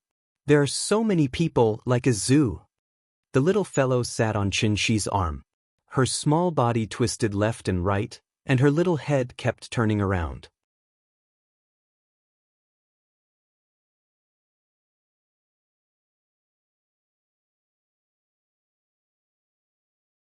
Chapter 52. It wasn't just the wine that made me cry last night. It wasn't just your gentleness that made me reluctant to leave. How much longer do we have to walk? Hold my hand. The song, Chengdu, blew up the whole country and made many people recognize Chengdu. For people who wandered outside, everyone had a Chengdu in their hearts. It was not just a city, but also a memory that was treasured in their hearts. Xianxia had never been to Chengdu, so his impression of it was a little one-sided. He didn't know that in this city's rainy weather, if one were to walk on the limestone road with an umbrella, one could see a cat lying lazily under the eaves and taking a nap at the corner. There were hot pot and snacks everywhere, as well as exquisite small pubs. There were high-end and elegant CBD, as well as passionate live house. Perhaps it was because she had never been on a plane, or because she had never been on a long trip, or because she was about to see her grandmother. In short, the little girl was very excited now. She slept on the plane and had already replenished her energy. This trip was considered a trip, so when Xianxia passed by KFC, he bought her a fried chicken, which made the little girl smile from ear to ear. Xianxia called Aunt Zhang at this time. Because it was so sudden, Aunt Zhang finally came back to her senses after a long time. While she blamed Xianxia for wasting money for no reason, she smiled and asked if they had arrived at the station. She would come to pick them up immediately. Xianxia asked Aunt Zhang to send the location, then carried the little girl to the parking lot. As soon as they arrived at the parking lot, a warm Trump greeting came over. "Master, where are we going?" "Get in the car, I'll give you a ride." "Are we going? Are we going?" Xianxia did not know that there was an app called Didi Now, so he obediently got into a taxi and gave the address of Aunt Zhang's house. Aunt Zhang's husband was a native of Chengdu, and their house had always been near the Wuhou Temple. 262 Wuhou Temple Street, a neighborhood that did not even have a name, was built in 2000, and it had been almost 20 years since then. Although the buildings in the district were very old, the living environment was better than the Kangju district. It was mainly because it was close to the Wuhou Temple and was in the center of Chengdu. It was already 9:40 p.m. When the driver drove the father and daughter past the Wuhou Temple, the street beside Jinli instantly attracted the little girl's attention. That place was brightly lit, and people were coming and going. It looked particularly lively. Seeing her like this, Xianxia immediately knew what she was thinking, so he stroked the little girl's head and said softly, "Let's go to Grandma's house first, then Daddy will bring you here to play." The little guy nodded obediently. The taxi quickly turned from Wuhou Temple Street to a small road on the side.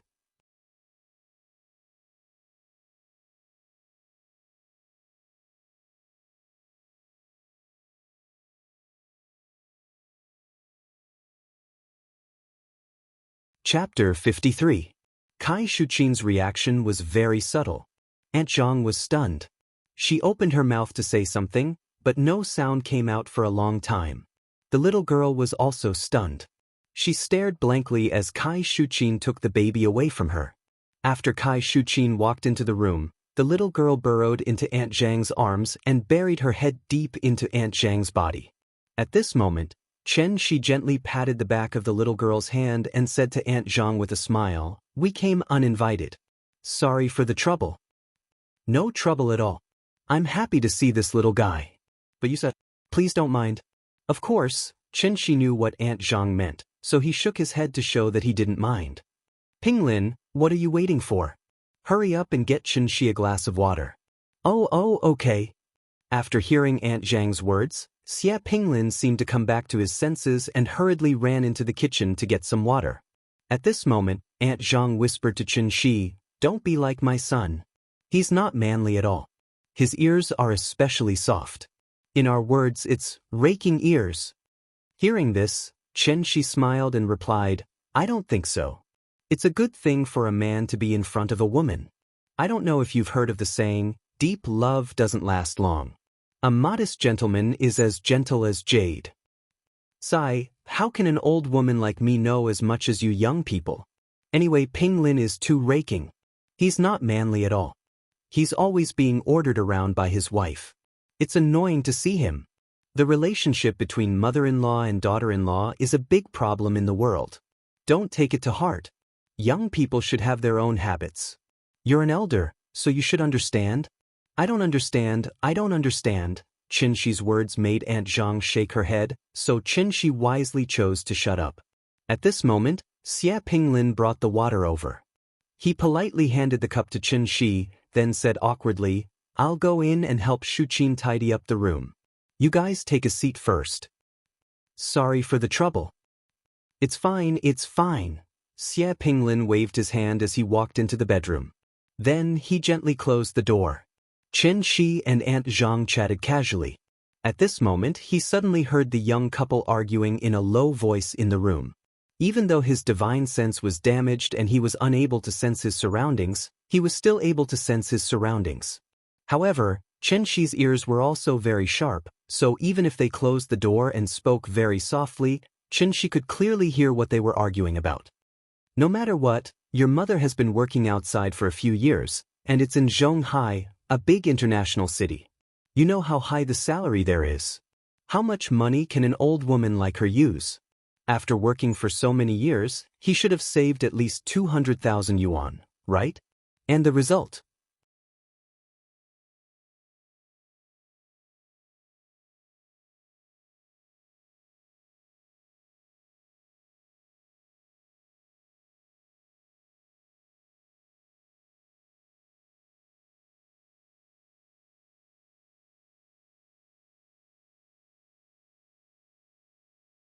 The appearance of Chen Shi just happened to give her a chance to act.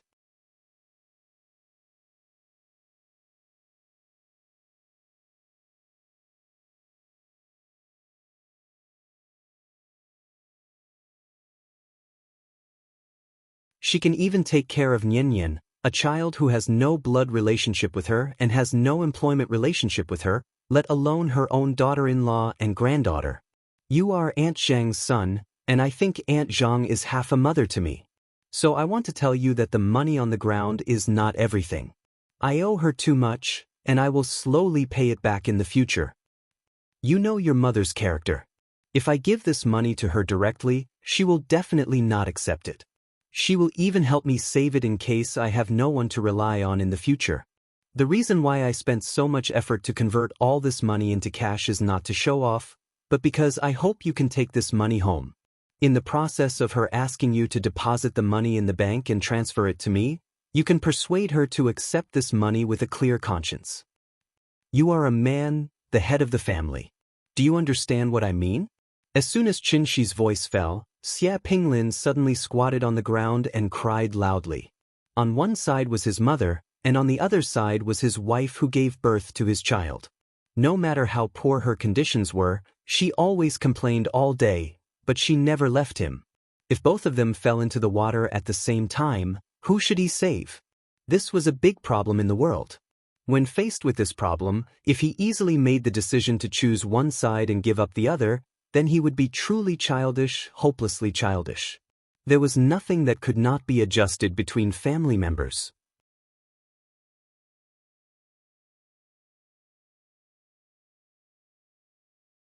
Chapter 56. Xianxia accompanied Xie Pinglin back to the residential area, but they did not enter the house. Xie Pinglin held the travel bag tightly in his arms, turning back to look at Xianxia every 3 steps. After walking less than 10 meters, he finally couldn't help but put down his bag, and then bowed deeply to Xianxia. Xianxia could only smile helplessly and said to the little girl, "Goodbye, uncle. We're going to see the Buddha." "Goodbye, uncle." The little girl waved her little hand vigorously. Then, Xianxia turned around and walked out with her. He did not dare to see Aunt Zhang now. He could not afford to offend her, but he could hide from her. Thinking of this, Xianxia turned his phone to airplane mode. However, after thinking about it, he turned off the airplane mode and blacklisted Aunt Zhang alone. After this delay, it was already 3 o'clock in the afternoon when Xianxia and the little girl arrived at Leshan by bus. They did not have to climb the mountain to see the Buddha. Therefore, when the little girl heard that they could see the Buddha by boat, she immediately clamored to take the boat. They had been on the plane, and now they were finally going to take the boat. There were many tourists here. Because the place was relatively small, it was crowded and lively. It would take about 20 minutes to visit the Buddha by boat, and they would stop in front of the Buddha for 5 minutes. The Leshan Buddha was tall. It was 71 meters tall, the largest stone Buddha statue in the world. The Buddha statue was chiseled from the cliff of Wan Peak of Lingyun Mountain. It was a sitting Maitreya Buddha with a cassock hanging under the double collar, hands on knees, and feet on lotus flowers. The Buddha statue was 98 meters tall, with a head height of 10 meters, an eye width of 3 meters, a nose length of 6 meters, a mouth width of 3 meters, ears length of 7 meters, neck height of 3 meters, shoulder width of 28 meters, body width of 3 meters, middle finger length of 3 meters, and feet length of 9 meters. There were 1,021 spiral buns on the head, each the size of a round table. 2 people could stand on each ear, and each foot could accommodate more than 100 people. Speaking of the Buddha, there was a legend that had to be mentioned. Legend has it that in the early years of the Tang dynasty, there was a Lingyun temple on Lingyun Mountain. There was an old monk in the Lingyun temple whose Buddhist name was Hai Tong. At the foot of Lingyun Mountain was the confluence of Min River, Qingyi River, and Dada River. Here, the water was turbulent and the waves were turbulent. They often swallowed the boats and harmed the people. Monk Hai Tong saw that Sanjiang's water was so rampant, he guessed that there must be water monsters causing trouble in the water.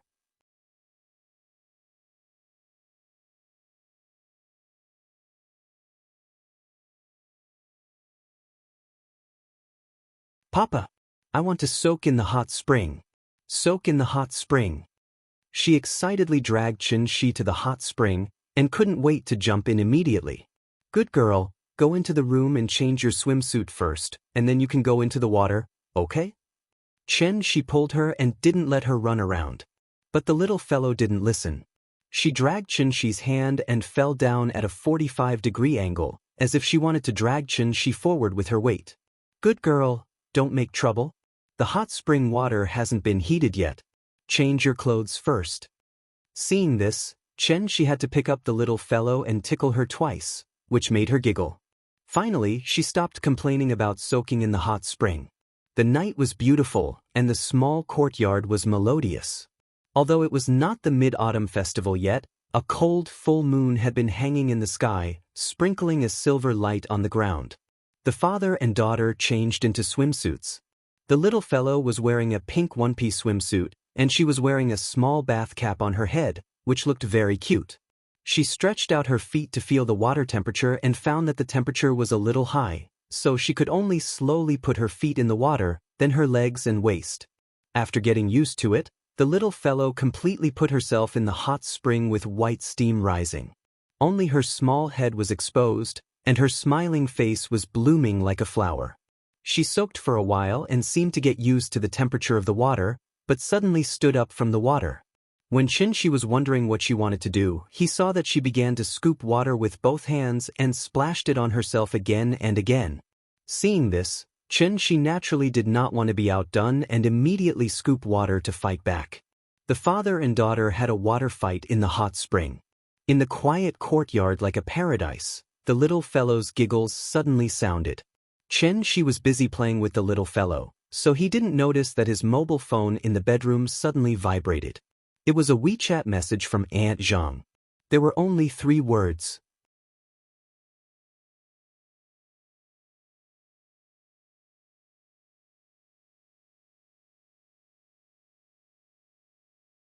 If he lost his child, he couldn't guarantee that he wouldn't do something terrible. It was the wee hours of the morning, and Xianxia was like a fish back in water, quickly skimming over one roof after another.